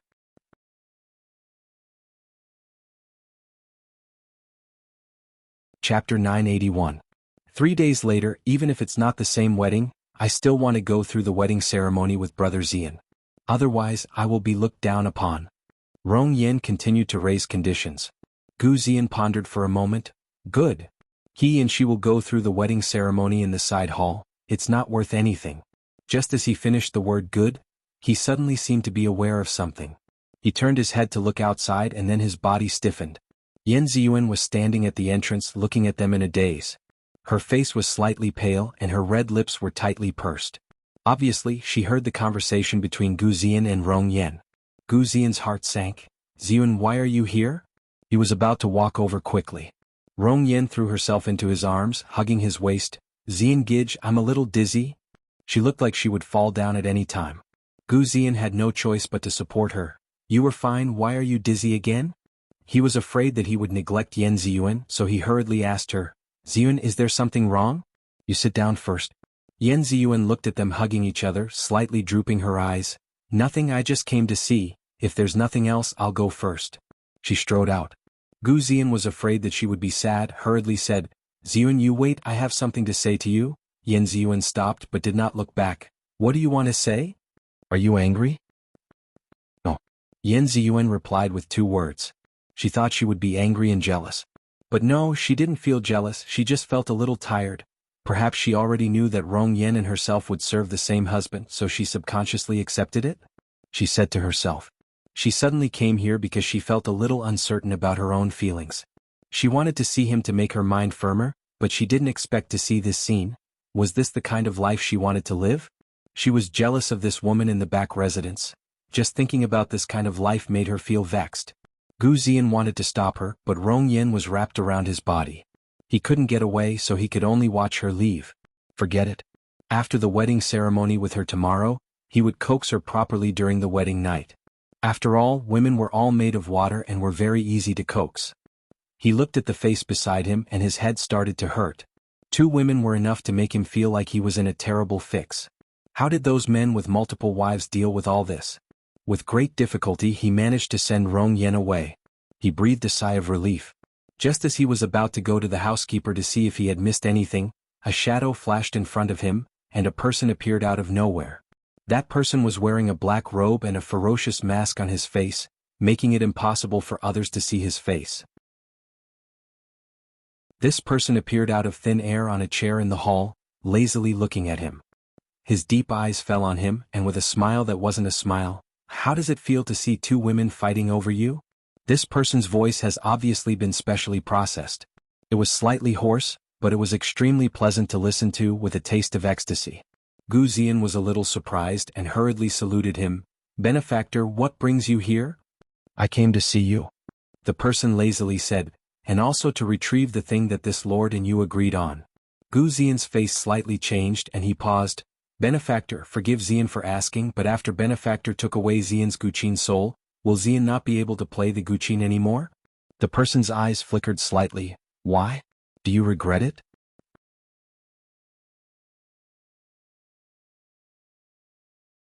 Chapter 982. He smiled coldly. I never force people. It's not too late for you to regret now. I don't need your Guqin soul, but I will immediately remove the curse on Yan Ziyuan. Let her really remember everything. Gu Ziyan's expression changed greatly. He quickly shook his head. No, I can't. Since you can't, then you have to fulfill your promise to me? The man in black pressed. Gu Ziyan's face was slightly pale. He didn't know what would happen if he lost his Guqin soul, but he had no way out now. He couldn't afford to lose Yan Ziyuan again and ruin this carefully planned wedding. Don't worry. After you lose your Guqin soul, you will still be a normal man. You won't feel any pain. You can even play the Guqin for fun. The man guided patiently. It turned out that he could still play the Guqin normally. Gu Ziyan was finally relieved. How do I get this Guqin soul? Gu Ziyan looked at the man who was like the Dark Knight. Ziyan doesn't know how to do it. Or should I get it myself, benefactor? The man said indifferently, it's not difficult. Just listen to my instructions. If he could get it himself without asking for the other party's permission, why would he waste so much effort? He instructed Gu Ziyan to sit in a position he specified. He stretched out his hands in the air and a Guqin appeared in his hands. Gu Ziyan only felt dizzy. The Guqin was also ink black and looked a little strange. The man placed the Guqin on Gu Ziyan's lap. He gently cut Gu Ziyan's finger with his finger. Drops of blood emerged from Gu Ziyan's fingertip and dripped onto the Guqin. It was strange. Gu Ziyan's finger was cut, but he didn't feel any pain. After his blood dripped onto the Guqin, it didn't flow. Instead, it quickly sank into the strings and disappeared in the blink of an eye. The wound on Gu Ziyan's finger also disappeared. Follow my instructions and play a tune. That person began to teach him the specific steps. Gu Ziyan was a man of his word. One command, one action. Less than an hour later, Gu Ziyan slowly opened his eyes. The zither on his lap was gone, and the black-robed man was nowhere to be seen. He slowly got up and moved his arms and legs. There was nothing wrong with them. It seemed that the black-clothed man did not lie to him. Although he had lost his zither soul, there was nothing strange about it. He recalled the strange zither again. He didn't know why, but he had a feeling that the zither should be dark blue. That black-robed man also gave him a sense of déjà vu, as if he had seen him somewhere before, but he couldn't remember where. As he pondered, he quickly returned to his zither room. He picked up a Guqin and began to play it. It was a familiar fingering technique and a familiar melody.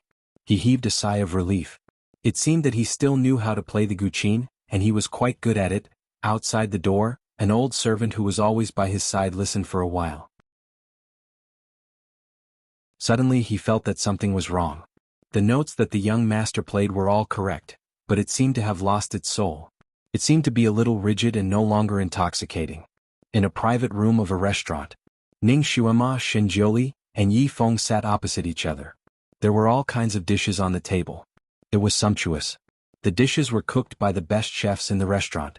They looked, smelled, and tasted good. Naturally, the wine was also the best. It was transparent amber in the wine cup. The wine was fragrant and intoxicating.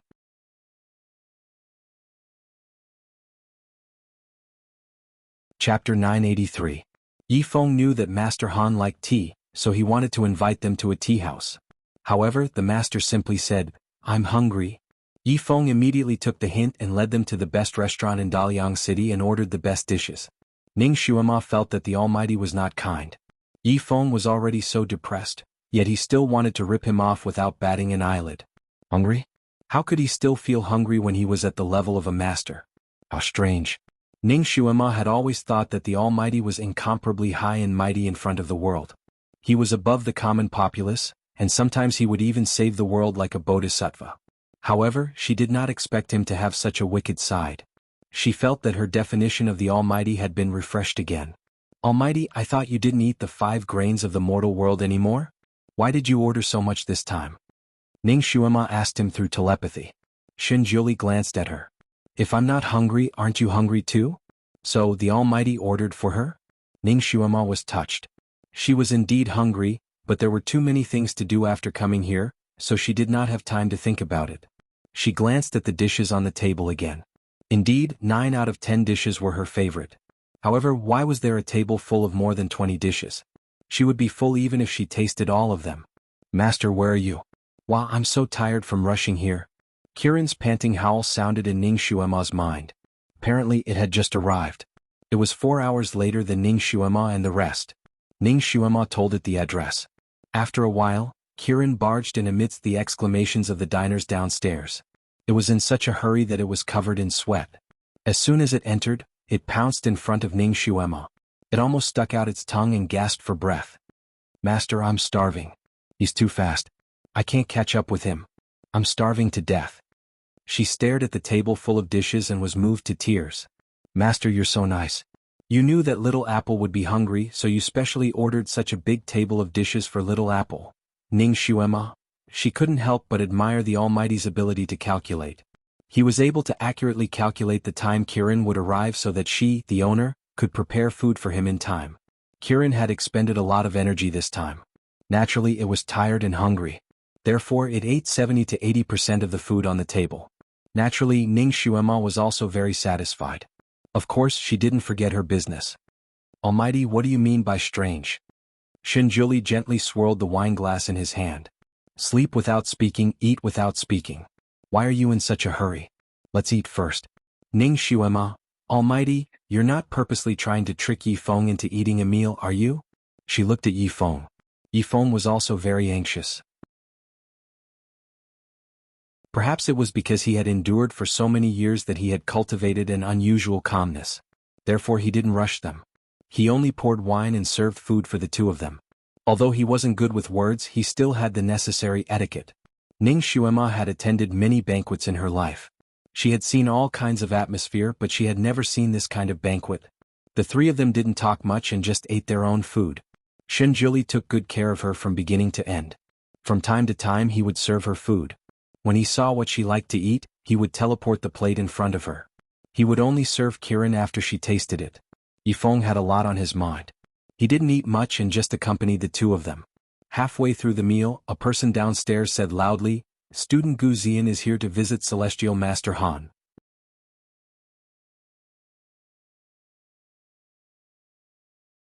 Chapter 984. Ning Shuema's eyes flickered. Gu Zian was quite well informed. He had gotten the news that Han Shangyue was in Daliang City so quickly. Yi Feng's expression changed slightly. He gripped his wine cup tightly and said, Master, do you want me to leave for a while? Shinjuli glanced at him and said, You don't owe him anything. Why are you hiding from him? Yi Feng did not say anything. Ning Shuema did not interrupt either. She crossed her arms and sat at the side. Although she had not guessed Shinjuli's motive, she could tell that he wanted to interfere in this matter. Come in, Shinjuli said casually. Gu Zian walked in with large strides. When he saw Yi Feng sitting there, he was a little stunned and his expression changed slightly. A hint of guilt flashed across his eyes, but it quickly returned to normal. He bowed respectfully to Shinjuli. He had personally come to deliver the invitation to Master Han and Madame Ru to attend his wedding tomorrow. Shinjuli sat there and looked at him. He raised his wine cup and took a sip. He said casually, I am not interested in attending other people's weddings. Gu Zian naturally opened his mouth and begged. Master Han was of noble status. Since he had come to Daliang City as the son-in-law of the city lord, he had to come and deliver the invitation. Gu Zian did not have much confidence when he came. After all, everyone knew that Master Han was famous for being difficult to invite. Master Han could refuse, but as the host, Gu Zian could not refuse. Of course, it was fine if he could not invite him.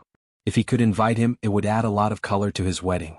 Therefore, he was very sincere when he invited the other party to join him. Just as he was about to break his lips, Han Shangyue glanced at Ning Shuema. Ning Shuema was also a quick-witted person. She immediately said, Guru Yin Ziyuan and I have some friendship. For my sake you should go. Shinjuli seemed to be moved. He said lightly, It's not impossible to make a trip there. Gu Zian glanced at the wine jug. The wine jug flew up on its own and filled up a cup in front of Gu Zian. That depends on your sincerity. Gu Zian was overjoyed when he heard that Zian was relieved. He immediately raised the wine cup in front of him and said, Master, Zian is sincerely inviting the two of you. Zian will drink this cup as a sign of respect. I was just about to drink it. The two of you? Shinjuli repeated with a faint smile. Gu Zian was also a smart person. He immediately understood what Han Shangyue was trying to say. After a slight pause he could only say, It's a slip of the tongue. The three of you, it's the three of you. Yifeng's expression changed slightly. Personally attend the wedding of his sweetheart? He was not prepared for this yet. He was about to subconsciously refuse when Ning Xuema glanced at him. Yifeng's heart skipped a beat. He endured it and did not speak. Shinjiuli said lightly, "This is the prince of the Sharkmen. Are you only going to say a few words of greeting?" Now that things had developed to this point, Gu Ziyan had no way out. He could only say, "So young Master Yi is the prince of the Sharkmen." Previously, young Master Yi lowered himself to be a secret guard in front of my wife. This Gu was also negligent. I apologize to you here. His words were like a needle hidden in silk floss. On the surface he was apologizing, but on the inside he was mocking Yifeng's behavior of being a secret guard in front of Yan Ziyuan. Ning Xuema could not help but glance at Gu Ziyan. She originally thought that this person had a bit of a scholar's pride and loftiness. She did not expect him to be so experienced in the ways of the world. He did not lose out to a wily old fox in the Jianghu and had a bit of a Philistine aura.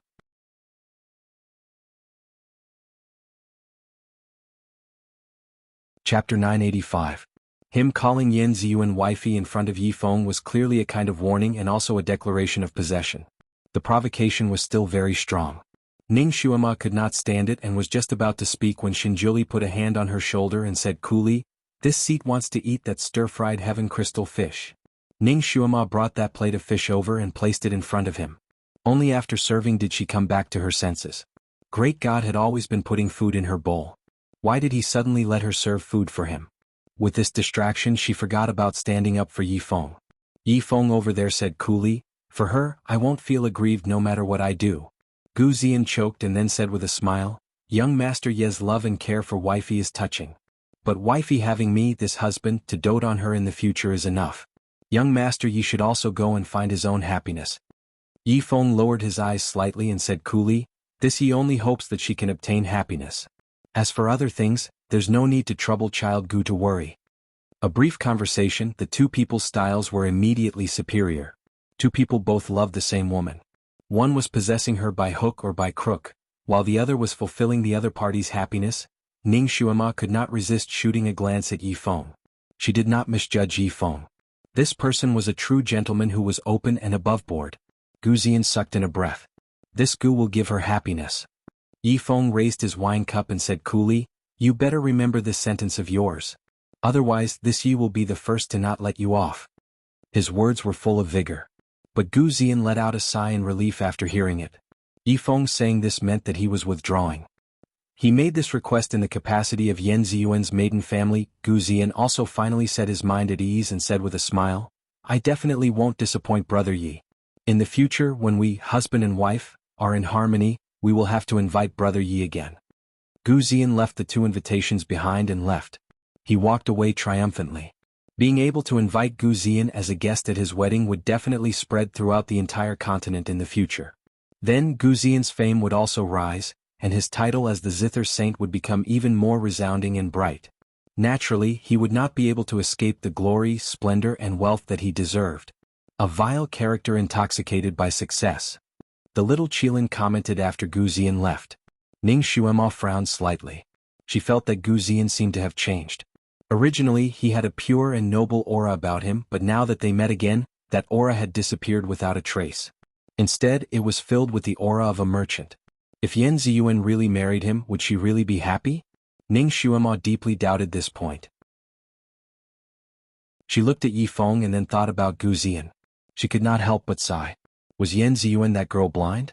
She held a fisheye in her arms like a treasure but gave up a real pearl. Yifeng, are you really going to give up?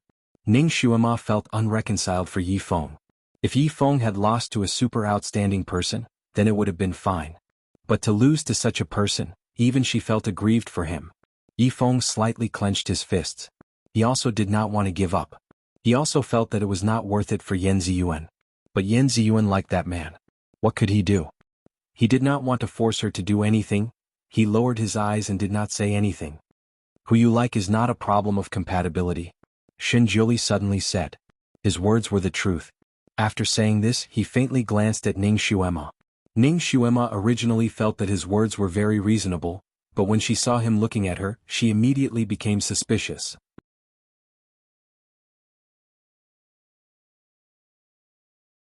Chapter 986.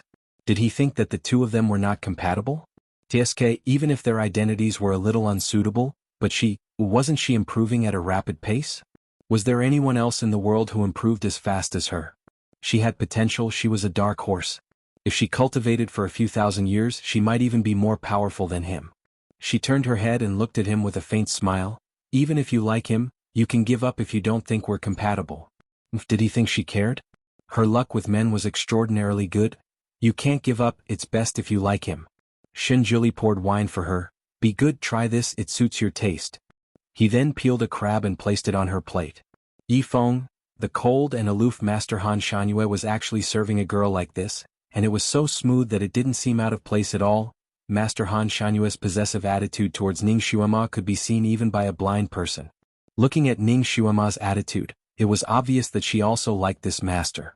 This feeling of mutual affection was so good. He actually wanted to serve someone like this, and he also wanted to put that person in his hands and dote on her, but it was a pity that that person was still ruthless towards him. He could only let go and fulfill her wish. Guru, you said that there was something strange about this matter. What was strange about it? Can you tell me now? Ning Xuema asked after eating and drinking to her heart's content. Yin Ziyuan was cursed by someone. Shinjuli said slowly, but it had an earth-shattering effect. Yifeng's hand trembled and he suddenly looked up. She was cursed? What kind of curse? Ning Xuema also raised her eyebrows in surprise. She was a doctor and was good at treating difficult and complicated diseases, but she was a layman when it came to curses. What kind of curse? The twin life curse. Shinjuli said lightly, the person under this curse will be dead set on liking the person under the curse, regardless of any gains or losses. Even if the person deeply hated that person once under the curse, they will still like that person. If the curse is not broken, their liking will not change. You're saying that Yin Ziyuan was under Gu Ziyan's curse? He actually knows this kind of mysterious martial arts? Ning Xuema's eyebrows raised even higher. Yifeng shook his head. I've observed Gu Ziyan for 3 years, so I'm very clear about his background. His psychokinesis is not bad, and his talent in the art of music is extremely high, but the rest is sloppy and ordinary. He shouldn't have such mysterious and profound martial arts. Who said that Gu Ziyan was the one who cast the curse? He doesn't have that ability. To practice this technique, one needs to be at least at the 9th level of the earth rank. Gu Ziyan is only at the 6th level of the human rank. Naturally, it wasn't him who did it. Then someone is helping him? Ning Xuema immediately thought of the key question. That's right. The method of using this curse is quite complicated. The real caster will pass this curse to Gu Ziyan, and then transfer the power to him behind his back, allowing him to quickly cast the curse on Yin Ziyuan. Once the curse succeeds, the real caster will withdraw the power. So, the reason why Ziyuan is so dead set on Gu Ziyan is because of this curse? Yin Ziyuan hasn't been under this curse for a long time. It should be less than 20 days. Shinjuli's eyes were like torches as he mentioned the date. His gaze fell on Yifeng. As for before, it's because of her true feelings, her true liking. She also liked Gu Ziyan before. Ning Xuema and Yifeng both knew this. Yifeng smiled bitterly. I don't quite understand. Ziyuan originally liked him. Isn't it unnecessary for him to use this curse?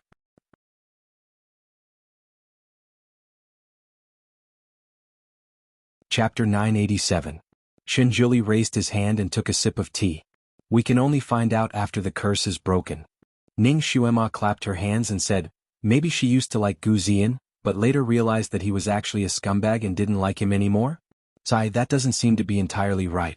I heard that Yin Ziyuan tried her best to save Yifeng. How could she immediately put Yifeng's matter aside after being hit by this curse and happily get married? Wouldn't she be puzzled by her previous actions of trying so hard to save him? Part of her memory seems to have been erased, Shinjuli said again. I'm afraid she doesn't remember that she was in a hurry to save Yifeng. Ning Xuema was surprised. Memories can be erased? Who has such a perverted ability? Shinjuli was speechless. He didn't say anything, but he suddenly had a bad feeling in his heart. It seemed that he did have such a perverted ability, and he had used it on her several times. Fortunately, Ning Xuema's attention quickly shifted. It seems that Ziyuan might have fallen in love with someone else, so Gu Ziyan had no choice but to use such a wicked method. Is there a way to break this curse? Shinjuli said, this curse won't last for too long, at most half a year. After half a year, the curse will be broken. Ning Xuema was speechless. After half a year it will be too late. By then, Ziyuan might even have a baby. What's done can't be undone. No matter how much she hates Gu Ziyan, there's nothing she can do. She can only be depressed for the rest of her life. Yi Feng's eyes were burning.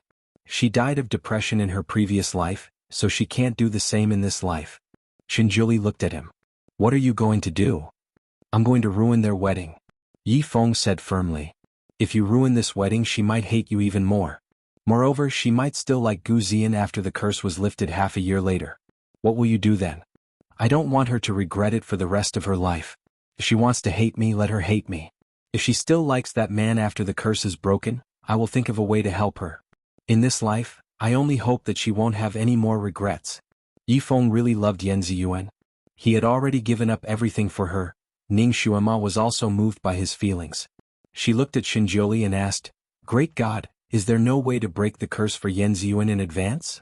Xinjiuli said indifferently, Yes, but it's a little complicated and not easy to do. Tell me about it. You need 3 flowers of ice flame, and these flowers must be immediately picked and mixed with the blood of the caster. Only then will it be effective. Xinjiuli explained. Ning Xuema frowned slightly. She already understood the structure of this world. She knew that the flowers of ice flame grew on the ice field thousands of miles away from here. And it was extremely rare. It was not easy to find. Although the ice field was called an ice field, it was actually composed of floating ice like the North Pole. It was not a real land and was surrounded by the sea. Usually no one would venture there. No ships passed by there. It was a real no man's land. Yi Feng was a sharkman after all. If he went there alone, the sea would not be a problem for him. However, the condition of taking the flower while it was fresh and mixed with the blood of the caster required him to bring Yan Ziyuan and Gu Ziyan with him. Would they be willing to go there obediently? It was impossible to think about it. Even if Yan Ziyuan trusted Ning Xuema more, if Ning Xuema told her the truth, she might follow to the ice field to ask for the truth. But what about Gu Ziyan? He would definitely not agree to it. He might even try to stop Yan Ziyuan from going there.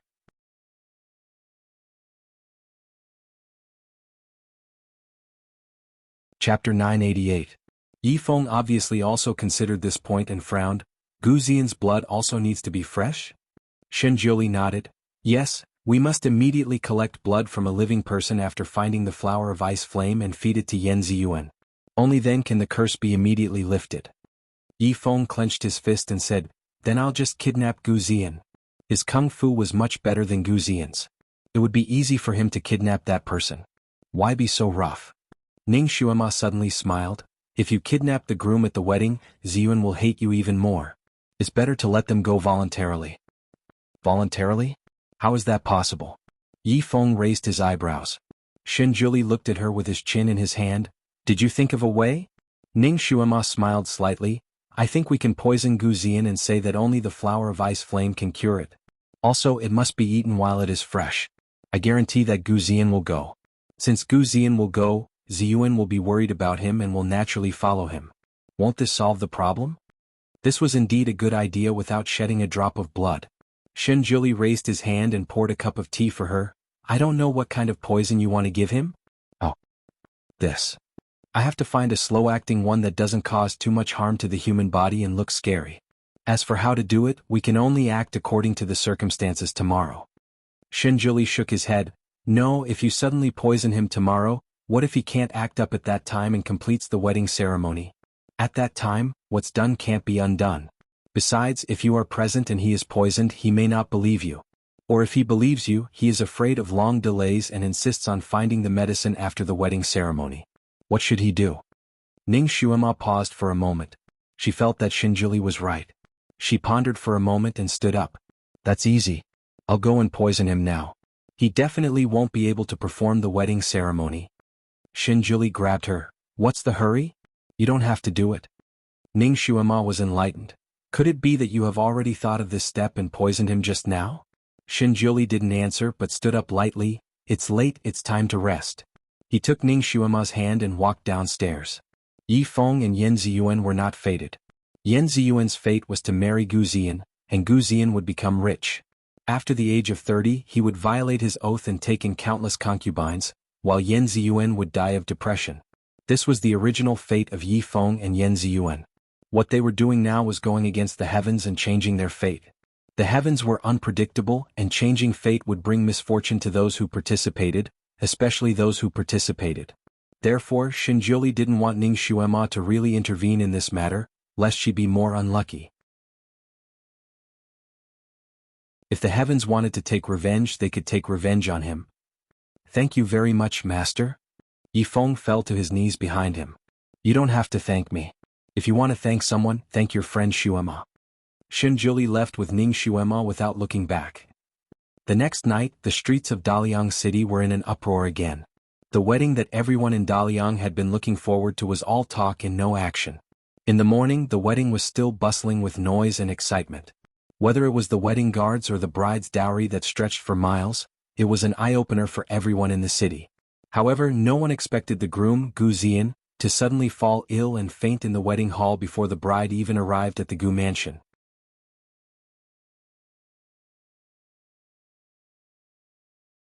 Chapter 989.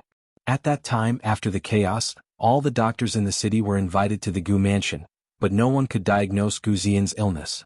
Just when everyone was anxious and didn't know what to do, Master Han Shangyue arrived with the recently famous miracle doctor Ning Xuema. This Miss Ning was indeed worthy of her title as a divine doctor. She managed to wake Gu Ziyan up in just a few moments, but Gu Ziyan was still so weak that he could barely stand. Ning Xuema told him that if he wanted to fully recover, he had to personally go to the ice fields to pick the ice flame flower and mix it with fresh sharkman's tears. Otherwise, he would be completely paralyzed in half a month and could only struggle on the sickbed for the rest of his life. As for Master Han, his words were firm. If the wedding continued, it would be detrimental to the groom and his life would be in danger.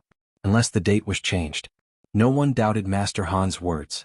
City Lord Yen also didn't want his daughter to become a widow right after getting married, so he begged Master Han to find another auspicious date. Master Han wasn't easy to beg. If it wasn't for Ning Xuema's face, he wouldn't have said what he said just now. The more he said, the more City Lord Yen believed him. In the end, he almost knelt down and begged on behalf of his daughter. Only then did Master Han give him face and tell him a date. And that date was 3 months later. Gu Ziyan and City Lord Yen both knew that Yan Ziyuan would only return to normal after half a year, so 3 months wasn't too late. Nothing would change. So City Lord Yen decided on the spot to postpone the wedding to the date 3 months later. Just like that, the bustling wedding came to an end, and it became the talk of the town. And Ning Xuema's reputation as a miracle doctor became even more famous. Because Gu Ziyan's illness couldn't be delayed, City Lord Yen immediately arranged for a group of people to go to the ice fields. Although Gu Ziyan could walk normally, he had lost all of his psychokinesis, so he only had the ability of an ordinary person. He needed someone to take care of him, so Yan Ziyuan naturally volunteered to stay by his side. When Rong Yen heard about this, in order to show her virtuousness and love for Gu Ziyan, she naturally wanted to follow. But she was rejected by Gu Ziyan without any hesitation. Rong Yan's martial arts skills were just for show. If she went, not only would she be of no help, she would also be a hindrance, so he had to ask someone to take care of her. Rong Yan's heart was naturally unwilling. She cried in front of Gu Ziyan as if they were parting forever. This made Gu Ziyan extremely annoyed, and from then on he didn't like her. It was already late in the winter. Especially flying towards the coldest northwest direction, the temperature was getting colder and colder. Naturally, the wind was also extremely cold. Ning Xuema once again sat on Kirin's back, and Shinjiuli sat behind her. This time he didn't set up a barrier to resist the wind, so Ning Xuema once again deeply felt the coldness of the winter. She closed her eyes slightly, and circulated the psychokinesis of fire around her body to expel the biting cold. Shinjiuli thought that once she felt the cold, she would automatically shrink into his arms, but he didn't expect that she would take the opportunity to practice. It had to be said that this was a good time to practice the psychokinesis of fire. Under the stimulation of the cold wind, Ning Xuema's practice speed was twice as fast as normal practice. Shinjiuli looked at her straight back, and his eyes flashed with a touch of relief. She was really a hard-working child. Even without his urging, she didn't forget to practice at all times. Kirin also flew leisurely. This time it didn't have to rush, so it flew leisurely much faster than the big bird behind it.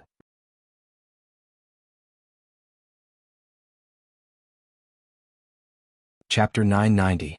In order to save his future son-in-law as well as to make his daughter more comfortable, City Lord Yen had given up the carriage that the emperor had given him. Although City Lord Yen was only a city lord, because Daliang City was a frontier fortress, the emperor valued it greatly. In order to win him over, Lihin Ti had once given him a carriage that was even bigger than the one that Ji Yunhuang had taken when he left the Sun Moon sect. 3 people could easily sit in it. The carriage was carried by a huge red-crowned crane, which flew quickly and steadily. Of course, this red-crowned crane's speed was still far from Kirin's. Could fly about 3,000 miles a day. With its speed, it would take at least 4 days to reach the ice plains. Gu Ziyan, Yan Ziyuan, and Yi Feng were now sitting together in the carriage. The atmosphere in the carriage was slightly strange. Gu Ziyan and Yan Ziyuan sat side by side, and the two of them whispered a few words from time to time. They looked quite harmonious. Yi Feng, on the other hand, sat opposite them. His eyes were slightly closed the entire time and he didn't say a word. For some reason, Yan Ziyuan felt an inexplicable anger in her heart whenever she saw Yi Feng. She was very unwilling to be in the same carriage as him. She liked Gu Ziyan very much now, so she naturally cherished the opportunity to be in the same carriage as him. However, Yi Feng was like a big third wheel, which made her feel uncomfortable being close to Gu Ziyan. She wanted nothing more than to find an excuse to kick Yi Feng out. However, her fiancé, Gu Ziyan, required a drop of Yi Feng's Sharkman's blood every 2 hours to maintain his normal activities. Therefore, although she was very disgusted with Yi Feng sitting in the carriage, she couldn't kick him out. However, she felt that the heavens were treating her well for being able to sit next to her sweetheart like this without Rong Yen coming out to disturb them. She was, after all, an innocent and unaffected young girl. As long as she stayed by her sweetheart's side and whispered to him, she would feel satisfied. She didn't care whether they were intimate or not. Yan Ziyuan felt that her emotions were a little strange. She inexplicably hated Yi Feng and didn't want to see him.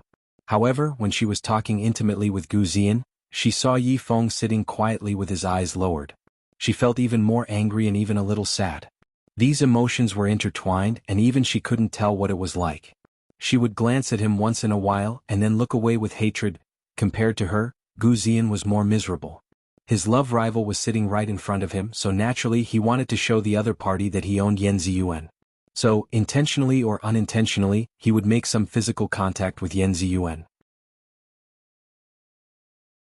Sometimes he would hug her waist, put his arm around her shoulders or even hold her hand. His actions should have a certain visual impact on Yi Feng and make him feel sad. However, Yi Feng's forbearance was too good. No matter what Gu Ziyan did, Yi Feng always sat there expressionlessly. His handsome face didn't show any emotion. This made Gu Ziyan feel very unaccomplished. Gu Ziyan's forbearance was usually very good, but this time he didn't know if it was because he had lost his psychokinesis and because his sweetheart was sitting next to him, but he couldn't help but feel aroused when he made these physical contact with Yan Ziyuan. Since arousal would cause changes to the body, Yan Ziyuan was an unromantic young girl. She accidentally saw his robe gradually rising and thought that his illness was acting up again, so she asked him about it with concern. Gu Ziyan wasn't a thin-skinned person, but when his love rival was sitting right in front of him, this kind of situation made him feel very embarrassed. In shock, the part of his robe that was raised went back down. You're tuning in to the Han Li's Wuxia Adventures YouTube channel. We're so grateful for your support and don't forget to subscribe to join us on this incredible journey through captivating stories. Your generosity through donations truly makes a world of difference, as it's the primary source of revenue that allows me to expand and enhance this channel for you. Thank you from the bottom of my heart for being a part of this adventure.